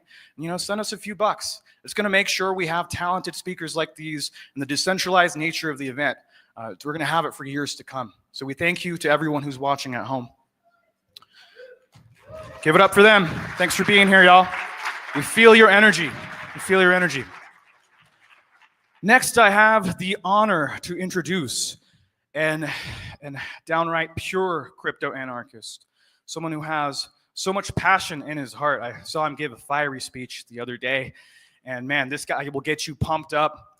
He's got a ton of knowledge, and he's got an amazing company and great ideas for how we can use technology to set our communities up. Please welcome to the stage, Sterling Lujan. Thank you so much, Hakeem. Thank you, my friend. Guys, I can't tell you how excited and stoked I am to be here in Morelia. This is I think the third time I've spoken here. And I have to really thank Miriam and Derek for bringing me back and being able to provide some information and some knowledge and hopefully some wisdom for you guys. But here's one of the most important things I have to mention out of the gate. Ross is free. That means we're winning. That means we have libertarian mind share that's spreading throughout the social fabric. And it's a beautiful thing. Cool. Okay, slides now, I guess.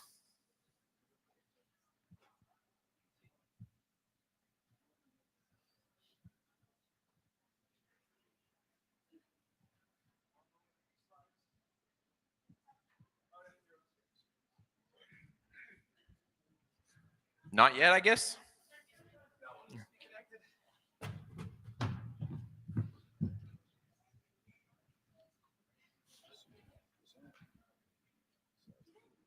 It's on Derek's thing too. I got a new one. You got a new one? Yeah, it's on Derek's Telegram. Oh, is it this one? 10:10 a.m. Yeah, this morning. This morning. Yeah, that's it. That's it. Cool. Thank you, sir. It's uploading right now. Technical difficulties. Just 1 second. Just when it comes up, just add it to the screen. Okay. Thank you, sir. Cool. Yeah, cool. I'm really excited to be here, my friends. The first slide is the title of the speech, which the idea behind it is network states and applying wisdom to governance. It's this idea about a renaissance of the tribal network, which is just to say that we're trying to, as a species, we're trying to reach back to something more idyllic, more harmonious, a situation where we have a deeper connections with one another, more emotional attunement and connectivity. Terence McKenna famously referred to this idea as an archaic revival. I can't really speak to whether this was only an idyllic situation or if it's something that's in our imagination, something that we want to discover and uncover and find a way to reunite with. Cool. So a bit of housekeeping before we begin this talk. I'm going to have a lot of books and a lot of references and a lot of ideas to share. You guys are more than welcome to take notes on those ideas. You can use your phone if you want, and then chat with me at the end if you have any questions, because I don't think that I'm going to have time for questions during this talk because we have a lot of information to go over. Now, to boot this up, and this is an important part of housekeeping, I spend a lot of time online on crypto Twitter and in the cryptocurrency ecosystem and libertarian space, and there's a lot of black-pilled mindsets that proliferate cyberspace. And what this just means, I think Derek might have mentioned this briefly in his talk and some other speakers as well, it means that nihilism and depression and ennui have seeped into the collective consciousness, and all the memes and all the tropes that are regularly deployed have this negativity built in. But and one example of this is when Ross was freed, a lot of people wanted to focus on Trump being still the bad guy, which is also true. Government being bad, also true. But a lot of folks haven't been able to compartmentalize and say that this is a win. This is a spread of that mind share. we are actually creating impact, even if it's not toward the end goal of total liberation of society and abolition of the government. We have white pills that are spreading throughout society. Everything doesn't have to be doom and gloom. It doesn't have to be pessimism. You don't have to hide under your blanket and cower beneath the sheets because there's not gonna be a tomorrow. I believe in change. I'm a techno-optimist. I'm an accelerationist. I'm a philosophical accelerationist. So I believe we can change and transform this world for the better. And I think we're moving in that direction. We just have to push it forward as hard as possible.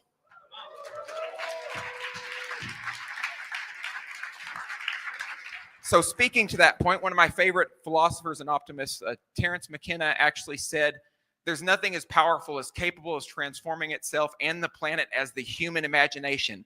The idea built into McKenna's thought there is that we can transform our imagination into real, tangible creations and things that benefit us as a species. You know, it's funny, within the context of this quote, McKenna also said something important. He said we shouldn't sell it straight. And what he meant by that, we should have a punk mindset. We should be honest in all of our dealings. We should tell the truth without fear. We should have courage.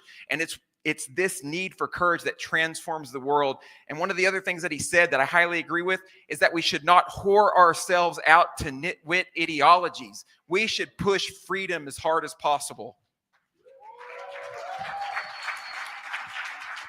So with the intro kind of concluded there, let's talk about the agenda of this talk. So first, we're going to talk about this idea of escape velocity, which just means us escaping and exiting systems that haven't benefited us or our communities or our people. Then we'll get into what I'm calling parallel activation, which is what this conference is all about. It's creating parallel networks and parallel societies that allow us to be in harmony with our communities and to grow as individuals, to mature and to evolve. And this is the practical component of how we can engage in these societies. And then the next part will discuss the future benefit of this and how I see what we're building, how it impacts where we're headed into the future. And I think there's a lot of things we're going to be able to do that's going to be really surprising to a lot of people. Cool. So let's first talk about this idea of a parallel society or a network state. For one, who's familiar with the term network state? Cool. Not very many. So this is actually a good educational opportunity. So parallel society as a term is an older term, but we're also using it synonymously with the term network state. And what a network state is, it's a highly value-aligned group of people who come together online as a community. This is largely being seen in the cryptocurrency communities within things called DAOs. David, I think, was speaking about it earlier, decentralized autonomous organizations, where a lot of these folks share similar memes, similar ideas, and similar philosophies. And these communities last a while. But then what has been happening recently is a lot of these communities have been beaming themselves down to the land and coming together physically. So it's a value-aligned community that eventually comes to the land to build physical infrastructure, to build their communities. And you're probably thinking, what's the difference between this and an intentional community? Intentional communities are typically smaller in scale. They also don't necessarily have to have a high-tech component or a crypto component, whereas a lot of these network states have that idea embedded in it. So the term was originally coined by the former CTO of Coinbase. His name's Balaji Srinivasan, and you can actually read his book online for free called The Network State. Now, he has a lot of really good ideas, but his story is not the end-all be-all, and I want to be very clear on something. The origin story of this idea of a network state or a parallel society was an invention of the crypto anarchists and the cypherpunks. So in 1992, the godfather of crypto anarchism, Timothy May, wrote an important, albeit obscure piece called Libertaria in Cyberspace. And what May envisioned is these digital communities in cyberspace that share values that also become nations where they interact, network nations where they interact, they cooperate, they organize, they get stuff done, at the same time being insulated from the negative influences of the state, from the ability for the states to attack them. And a lot of times they leverage technologies like cryptographic protocols, things like pretty good privacy, in the modern day, things like zero knowledge cryptography, they leverage a lot of different technologies to ensure that they are not easily able to be attacked by hostile, nefarious, and adversarial forces. So they have this mindset that they should use technology to become anti-fragile, right? That's an important component of May's vision. Now, we continue down the line a little bit. Also in the late 90s and in the early 2000s, another pioneer in this area of crypto anarchy, looking at this idea and expanding it, the guy's name is Jerry Everhard, and he wrote a book called Virtual States. Okay, and in his book, and this is really important, what he saw was happening in the world and what the internet fomented is this idea that we can actively disaggregate or separate different governing components of the nation state and then offer those as a marketable service. And Everhard conceptualized this with he leveraged Foucault. If you guys are familiar with Michel Foucault, is more of a left-leaning philosopher, but he talked about this idea of discourse formation. So he thought about this idea of we can have this ongoing discourse with the state in terms of understanding its functions, but leveraging a voluntary component to that, which we would now refer to as governance. So I think this is an important thing to know in terms of the history. I would say the key takeaway of this part is to remember that this idea can't be hijacked by people who don't have our well-being for building communities at the end of the day, because I think a lot of the ideas have been transfigured or transformed by the technocratic classes, but this idea is all about preserving freedom, building compassionate communities, building communities of connectivity, and liberating the human potential. And that is a transcendent thing that has a lot of value and is going to continue to have value over time.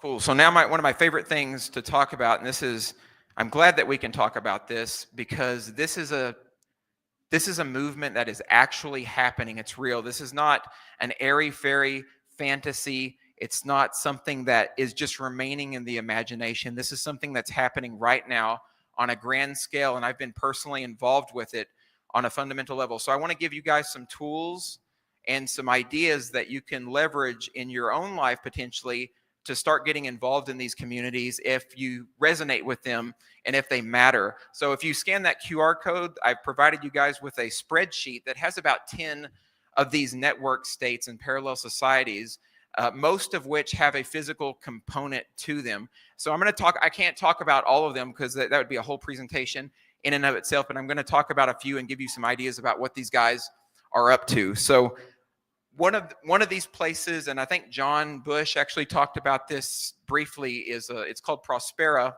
and actually Rebecca, they're very familiar with this community. So Prospera is it's a Z, it's like a special economic zone that is in Honduras on the island of Roatan, and these guys are a network state in the sense that they started as a startup community focused on technology. Specifically, they have an interest in human longevity and biotech. And I have a bit of a disclaimer here. I know there's a lot of people here who have fear of transhumanism and political transhumanism, where there's an agenda to transform human DNA and put us on a bad path. But I don't think all of these guys are necessarily bad actors. And I think a lot of them do have an idea that they need to manage risk and have risk analysis and then give people the risks who want to be involved in their different kinds of therapies. So there's push and pull, right? And there's dependencies and risks, of course. But the reason why they decided to do this and move to Roatan is because the regulations in the United States and the first world are so onerous that it's very difficult to push life-changing, life-saving, and paradigmatic shifting technologies forward. So they started this up, and they have a few like sub-communities.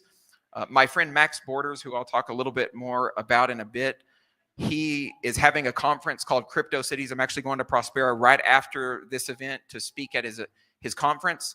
And so these guys are pushing this idea forward, and they're really trying to get more involved in the community. So actually on that list, you can join the community online first. You can check it out. You can review what they're up to. And this is something that you could be involved with if you wanted to. Again, I want to make it very clear, and this is an important point, that all these communities, they all harbor different values, different philosophies, different ideologies. This is what Derek was talking about the other day with his intentional community. They have a governance model in place in the terms that they have their own rules within the context of that community. This is what's going to happen everywhere. All of these different communities have their own ways of living and their own type of people that they want involved. And this is really important because we're not all carbon copies of each other. We're not boxed into a certain way of thinking. And I think this has been one of the pressures of politics. Anyway, I'll get into more of this I'll get on a soapbox with this, and we'll miss the point of the parallel activation. I'll talk about this later, but this is an important point. Another one of these communities I want to talk about, and this is probably going to be resonant with a lot of you who are sitting here today. On that list, there's one called Zuzalu. Zuzalu is a pop-up city network state that was created by the founder of Ethereum, Vitalik Buterin. And his vision of these communities is that it would have a hardcore cypherpunk and crypto-anarchist ethos. It would largely be people who want to learn how to hack and how to code, and who want to push back against the system and buck the system, and who harbor a deep exit ideology, who want to have an exodus from the system. But these weren't meant to last in perpetuity necessarily. It was like a 3-month pop-up city. People come together, they code, they hack, they hang out. But now what's ended up happening is these communities have splintered off. And so there's a whole bunch of different, what's called now zoo villages that are popping up around the world, largely in Europe. I think there's one in Africa. But the community is expanding to not just technical people, but to normal everyday people as well, and people with different habits and idiosyncrasies and personalities. So, but I would say that these communities are more largely representative of the ideas that we share. I think in April, Veronica, who is deeply involved in this community, invited my wife and I to go and live with a Switzerland pop-up that is a zoo village. And so we're planning on actually doing that and being involved. And just briefly, I'll mention that I was also, last October, I put my money where my mouth is, and I actually went to the network school, which was Balaji's first network state. He started this up in Malaysia. It was kind of a boondoggle project in an island called Forest City. Who's familiar with Forest City? So in Malaysia, there's this synthetic island that they developed called Forest City. It was developed by a Chinese company called Country Garden, and it ended up being a big boondoggle, meaning that they didn't finish their contracts. They weren't able to market it properly. It was supposed to be for like the Chinese elite and wealthy to come to the island to hang out. It's very solar punk. It has all these buildings that have all this amazing greenery hanging off. Anyway, I went there, and the experience was interesting to say the least. I wouldn't say that I agree with all of the approaches Balaji had to community building, but I will say that it does probably serve a certain demographic, and it also speaks to the reality that this is happening all around the world. This isn't an imagination. We're creating this change right now, and imagine this is also happening in conjunction with all the intentional communities that we're building and all the ways that we're exploring the exit and build ethos. So I'm happy to be here to bring another dynamic to that and to show you another perspective and way that you can possibly be involved. Now, there is something I'll mention too briefly. I think a lot of people, they hear network states and they hear me talking about places like these islands, and a lot of their first question is, isn't this just for the billionaire class who want to hobnob on the island and drink cocktails at dusk and take MDMA? Maybe, but maybe also there's opportunities for us to come as well. Like, so when I went to Malaysia, to Balaji's credit, he made the barrier to entry pretty low. You had to sign up, but the cost was reasonable.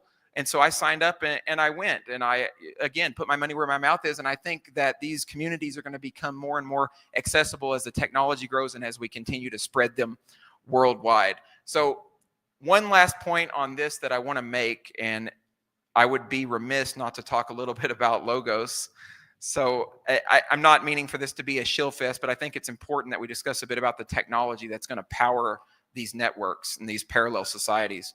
So one of the things that's happening and that really characterizes these parallel societies, that we need decentralized technologies like the crypto anarchists and the cypherpunks envision to empower these communities and to make them where they don't have a single point of failure, where they're not a honeypot, and where it's very difficult for governments to attack the digital infrastructure. So just a couple of projects at Logos we're working on. And the reason I specify our organization, because there's very, very few people working on the stuff we're working on. It's really difficult.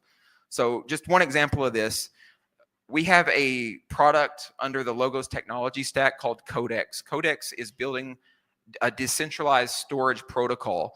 So right now, a lot of you guys probably know that it's very easy to have your data completely wiped or censored or removed from the internet. That's because all of our data is warehoused at an Amazon or a Google facility, right? And that's a huge single point of failure.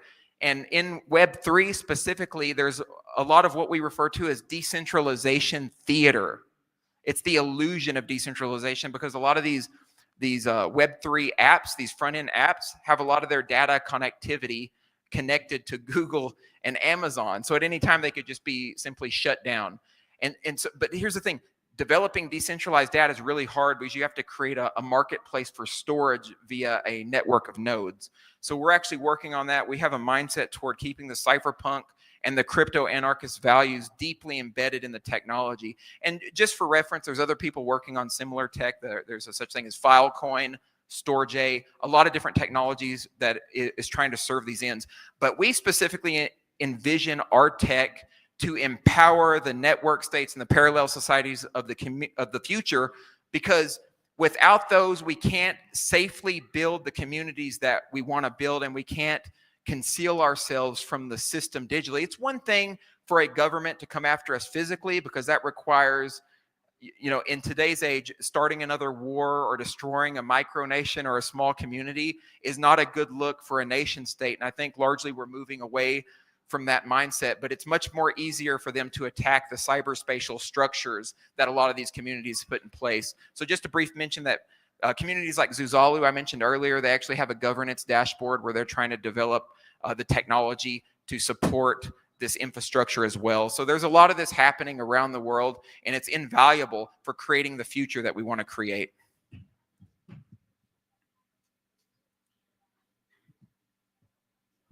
All right, so this is the most valuable thing I think that I can offer today, and is going to be something that I hope to continue conversations with you all, since I've had a few conversations with some of these topics with you already. So let's discuss the future of what we can manifest as a result of pushing network states and parallel societies forward.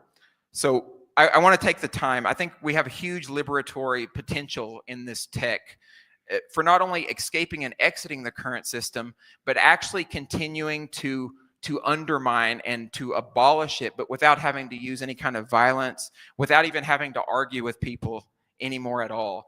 So this is important because I want to describe and talk about the current status quo with the nation state and with governments. I don't want to dwell on this too long because I think a lot of you are familiar with the problems of the current system, but I have a different perspective on why things have ironed out the way that they have historically. So we understand that governments are largely populated by dark triad personalities, people who largely have evil in their hearts, and they want to micromanage people from cradle to grave. They want to control people, and that they try to make it to where we're forced to do that. Now, one of the ways I think about this, you guys are familiar with Frank Herbert, of course, who wrote Dune. He actually said it's not that absolute power corrupts absolutely, it's that absolute power is magnetic to the corruptible. And so what happens when we have these structures, I start thinking about this in terms of game theory. And what this means is when we have these power structures, these people get into power, and then what they do is the incentives are warped because of these structures. So their goal then is to optimize for their own power, to protect themselves and their family, and to escalate that power. What this creates is what's been referred to as a Molochian dynamic in game theory. Okay, a Molochian dynamic is a game theoretic scenario where a person optimizes for local conditions at the expense of collective well-being. In a political context, what this means is it creates an arms race. it creates a race to the bottom. An example of this is okay, you have your politician or your bureaucrat. They see that the other nation state across the lake, right, across the ocean, is developing bioweaponry, drone armament technology, deep artificial intelligence, and a nuclear armaments, all kinds of different technologies that ultimately make our world a worse off place. But here's the thing, they think that those nation states are going to preempt them, right? If we don't build this, they're going to build it. So you see how very quickly this becomes an arms race. And this all happens because of these Molochian dynamics. Now, the point of why I'm making this is because we can actually escape those dynamics now. We have the tools, the acumen, the technology, and the social wisdom and sense-making apparatus to change the status quo. Let me explain what that looks like. Did I skip a... Did I lose my slides? Oh, no, there it is.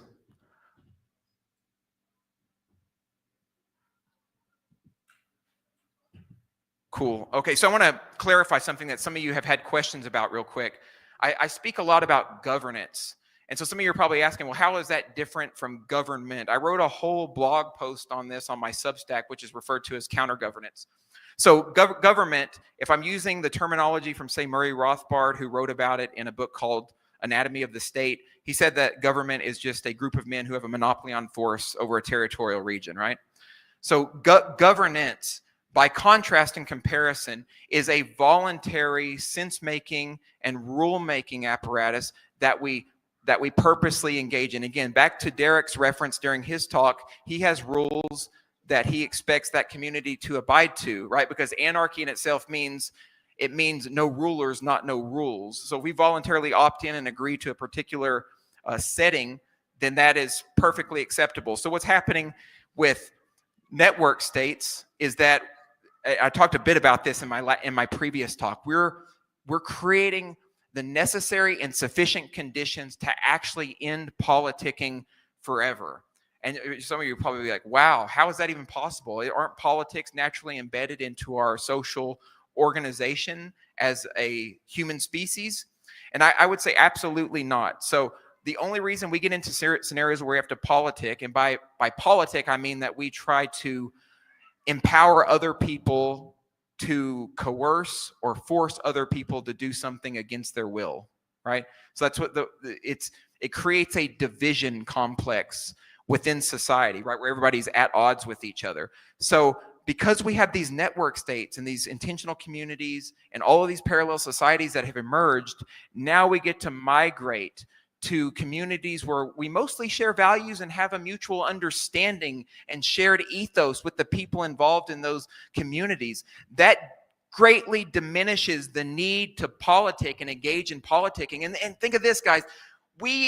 People expend so much time and energy trying to get their favorite politician, their favorite politico, their favorite policy into power, and all this money and glucose and human capital is used to politics. So I think politics is one of the most dangerous things that we've ever engaged in as a species. Not only has it been a waste of time, but it usually reaches its zenith, its peak in self-destruction and self-cannibalization of societies. So network states eject us actively from having to politic. And I can think of a no greater time, no more glorious of an epoch than right now, because we can create that change via counter-governance, via network states, via parallel societies.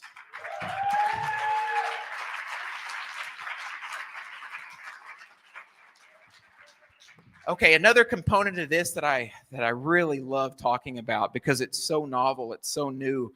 So everyone thinks of democracy, and they think of democracy as being this grand experiment, right? So we know that democracy was originally invented in ancient Athens, right? Now, a lot of good actually came out of that. The Athenians and the Greek created a lot of new technologies, new inventions. Some would argue, there's actually a book on this, I think his name's Bruno something or another, called The Invention of the Mind. And some argue that the Greeks actually invented the Western mind and the ability to think and do syllogistic reasoning. Democracy came out of that. Democracy largely went underground, and there was a dark ages where it was just rulerships and empires for the longest time. But then it reemerged during the Enlightenment, particularly in the US during the Revolution, except as a form of representative democracy. But during this time, it was referred to as an experiment, right? Who's heard the term that democracy is this great experiment in freedom? So democracy actually was not an experiment. Instead of being an experiment in governance, that the democratic operating system, that system was just copied and pasted and transferred all around the world. And everyone just imitated it, assuming that it's the best form of governance. But we realize that it's not. I mean, H.L. Mencken famously said that democracy is the worship of jackals by jackasses, right? So now, with network states and parallel societies, within the context of counter-governance, we have the ability to run actual experiments in organization and in governance. And how we do this is we can actually go into these communities, we can collect quantitative and qualitative data, we can come to understand how these communities are working and cooperating, we can look at how their sense-making tools are working, and we can start optimizing the metrics for which they're trying to build those communities around. For instance, in the traditional nation states, one of the primary metrics that nations look at is something like GDP, gross domestic product, but that doesn't say anything about the well-being and the happiness of the individuals within that society. What that speaks to is the power and the gluttony of the national economies. And that's only one kind of metric. It says nothing about happiness. It says something about productive output, which could be seen as negative if everybody is in a 9-to-5 work-a-day drudgery and they hate their lives. So now we can change that and run actual experiments and see what makes people actually happy. One of the things that why I'm excited about this idea is because this is going to take us all back to McKenna and this renaissance of these tribal networks, is that we've gotten to a point where we can extricate ourselves from history. You guys are familiar with the author James Joyce? So yeah, he was an Irish writer, popular for creating the stream of consciousness style, along with people like Virginia Woolf. I think in Portrait of an Artist as a Young Man, he said that history is the nightmare from which we are trying to awaken. If anybody are fans of McKenna, he's mentioned that in his talks as well. So this is how I see this going. Being able to experiment with governance, being able to experiment with the social organization tools means that we have an opportunity to extricate ourselves from the vagaries of history and historical circumstance. And by history, largely, I mean it on a larger context. This is the constant cycle of strife and revolution that is engendered by the zero-sum games within governmental systems. But now we can actually exit that completely and undermine it through counter-governance over time. And how that extricates us from history is because we don't have to repeat that cycle over and over again. We don't have to engage in constant revolutions, constant coups, constant bloodshed. Instead, now we have a framework, a governance menu, an understanding of what keeps people happy, healthy, and who have forward momentum for understanding their destiny. In a way, we'll actually be able to understand all the elements of our society crafting efforts and what those look like as we move into the future. This is a rapid ejection from the confines of history, and I can think of nothing greater than this as an opportunity. But here's the thing. I don't think, Terence McKenna envisioned something like this happening as a kind of eschaton or some type of voyage to a strange attractor. At the kind of weird ideas about this future that is automatically going to happen, that we kind of just have to go with the flow and we get there automatically. But I think this is more of a bifurcation point, more of a juncture in the historical context where we actually do have to make a choice. We have to be active. And I think that's why we're all here. We're trying to re-envision these networks. We're trying to re-envision this idea of having deep connectivity with our fellow humans. We're trying to spiritually reconnect. We have massive technological acceleration. I think tech is great. It's a tool. It's important. That's why I'm here speaking today. But I think the human component is more important. I talked about this idea during my talk earlier, during the Logos meetup. We have all the hardware, all the software in the world, but have we actually mastered the humanware? Have we mastered the humanware? I don't think so, but I think we're in the process of doing that. But we have to act. We have to join these communities. We have to be part of them. We're in a beautiful time point. We don't have to be black-pilled. There's a lot to be optimistic for. There's a lot of building happening. There's a lot of positive construction. I think this is the perfect epoch to be alive, and I'm so grateful to be here, and I hope you all are as well.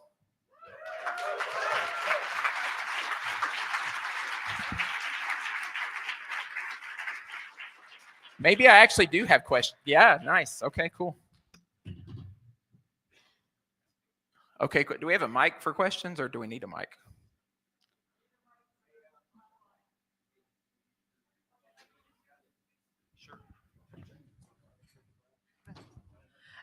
How do you differentiate yourself from the World Economic Forum proposals for the future, and from eugenetics and that? How you are different from that? Yeah, that's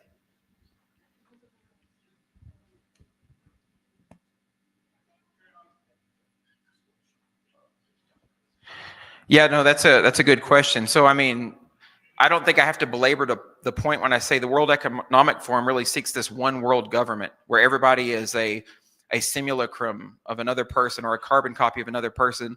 They ultimately seek out control, right? That's Carl Schwab. That's their whole mindset, is they think everything needs to be controlled from the top down, and they need to integrate all of these nation states and make them toe the line and kowtow the agenda of the World Economic Forum, the agenda of Agenda 2030. And so what we're trying to do, especially in our sphere in crypto with a cypherpunk mentality, crypto anarchist mentality, is create a cosmopolitan, pluralistic, heterogeneous environment where people can engage and interact with each other as they see fit. And something I didn't mention earlier that's really important, we envision these network states and these communities as having low exit costs and low switching costs. Right now, one of the things that uplifts these agendas and these one world government goals is that everybody is kind of trapped in the confinement of the political cage, right? You can't, right now in the US, you really can't, the exit costs are extremely high. And if you do exit, they can still potentially try to come after you, right? Because if you exit the US, you have to renounce your citizenship. That's a bunch of bureaucracy, time, and money. And then you actually have to pay an exit tax. And this actually speaks to Roger Vera's case. Aaron's here, and I know Aaron's going to spend a lot of time talking about Roger, but he's a victim of these tyrannical systems that are in place that try to control people and that try to hurt them from exiting and leaving these systems. So with the parallel society movement, we want to keep the exit costs very low so that we inspire experimentation, community, connection, depth. The goal is not to control people, but I do think that if people want to have their lives micromanaged from cradle to grave, if they want to be controlled, if they need somebody telling them what to do, they're more than happy to go live in a community that supports that. Why shouldn't we allow that? Because not everybody is, again, an identical copy of each other. Not everyone wants absolute freedom, right? Because with freedom comes responsibility, as the old quote goes. So hopefully that answers the question. One more question over here.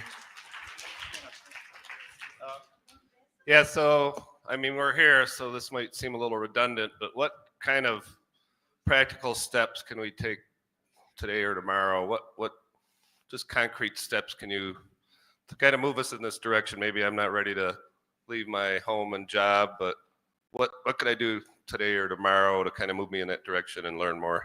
Yeah, maybe I should have clarified this a little bit more. When I provided that QR code earlier to all those communities, I'll reiterate again that these communities are first always digital communities that have their own memes and values and share ideas and have mutual understanding.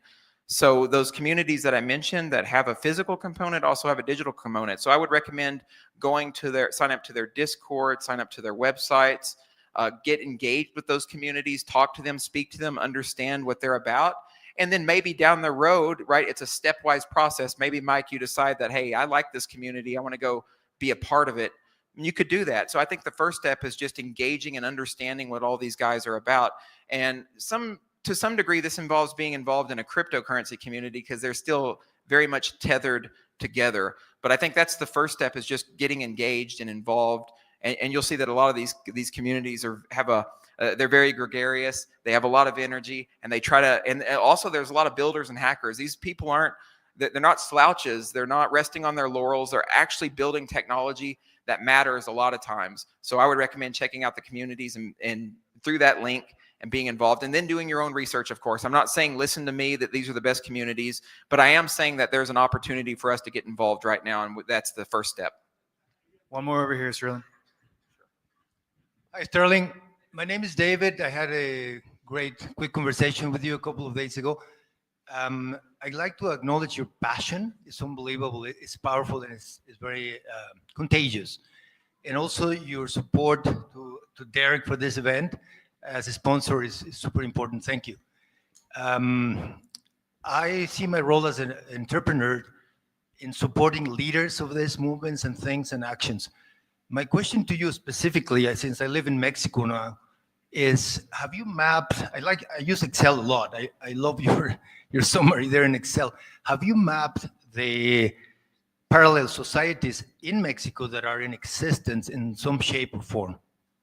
Oh gosh, that sounds like that would take like a lifetime effort to do that, because I know there's a lot in Mexico. So to answer your question, no, I have not. I'm just familiar with a few, because there's already a large number of these communities that are strictly speaking network states or autonomous political formations, and most of my time is spent researching and understanding those communities rather than being involved in the Mexican community. So I know there's plenty of people here who can talk to you at length about those communities, but no, I'm personally not intimately familiar with all of them, just a handful at most. But thank you for the recognition of our support of this event. We're a huge fan. You know, Derek and I go way, way, way back. So every organization that I've been with over the past 10 years-ish, we've tried to work with Derek as much as possible, because it's just we're always aligned. So thank you too for your acknowledgement of that, David. Sterling, one more over here. Sure. Hey, Sterling, excellent talk. In my new book, I've got an entire chapter on all of these developing voluntarist communities, and Prospera is one that I interviewed the number 2 guy at Prospera, and I've got a connection to Prospera. And I don't know if you know it, but Prospera is about one step away from always being swept off the map. They, like the government, they now have a communist government in Honduras. It was not the government that Prospera was originally incorporated under when they, under the ZA law. They're trying to repeal the ZA law, and it's not just the government of Honduras, but it's every single one of their little commie neighbors have absolutely no incentive to have a beacon of prosperity with a tax rate of 5% on their doorstep. How do you see these communities flourishing when these organized crime governments don't want to have a laboratory of liberty? They don't want to have an example of prosperity without government. Yeah, no, that's a really good question. I was going to actually mention that, Howard, during my talk, because I think there's a couple points to this. On a fundamental level, there's another issue that some of these network states and parallel societies haven't taken into account. Derek's actually talked about this during his talk, this idea of a community or cultural integration. So when you move into a community, when you have a network state, you go into these communities, you need to really ingratiate yourself with the culture, you need to understand the culture, and you need to be part of it. I think one of the things that's happened, and this is directly related to Howard's, his truth and the facts of the case, if you go into these places and you don't integrate, and the culture doesn't back you up, and now the government comes after you and you don't have anyone on your side, it makes it very difficult for you to keep your situation safe, for you to maintain a presence there, because you're just, you look like neo-colonialists. You can't go into these places looking like neo-colonialists, or you're going to be simply overtaken and swept away. So that's an important component that we should consider in our governance operation. So that's one step. That's one step. I think if they would have ingratiated themselves a little better, that probably would have ironed itself out. I think they've started to do that more, and props to them for that. The other point of this is, I think this, what you mentioned, this is a higher level. A lot of times there's going to be governments that eventually start to get upset about this. And I think what's going to happen, it's going to create a situation where there's some shifting sands. But I think that the places that give up on that, they have whatever, some kind of commie regime or some kind of other regime, monocratic system. These places will just go elsewhere around the world, because here's the thing. You can't stop it, because there's so much interest in not being under the thumb of the Western empires anymore. And that's why a lot of these countries have actually set up these special economic zones in these places for experimentation, because they see these parallel societies and these crypto ecosystems as being able to uplift the economies and the people of these countries. But you really have to ingratiate yourself with them. So I think even if they were to get wiped out, it's like a game of whack-a-mole, right? They're going to knock one out, but then more are going to crop up. This is a movement that's ubiquitous, that's everywhere, and that's continuing to grow. So, I mean, there's like, I don't know how many special economic zones in Dubai, and people are going to be building out, and they're just everywhere. So the landscape will change. Evil governments aren't going to go away. But I do think over time, if we make the right action and make the right choices, like I mentioned, we can start to diminish the power of governments over our parallel societies and our parallel networks. But then again, my outlook is very optimistic. There's some people who are more black-pilled and they say that this is never going to change. I don't buy into that mindset. I buy into the optimistic, we're going to create change and who the fuck is going to stop us mindset. Yep. Give it up for Sterling Lujan.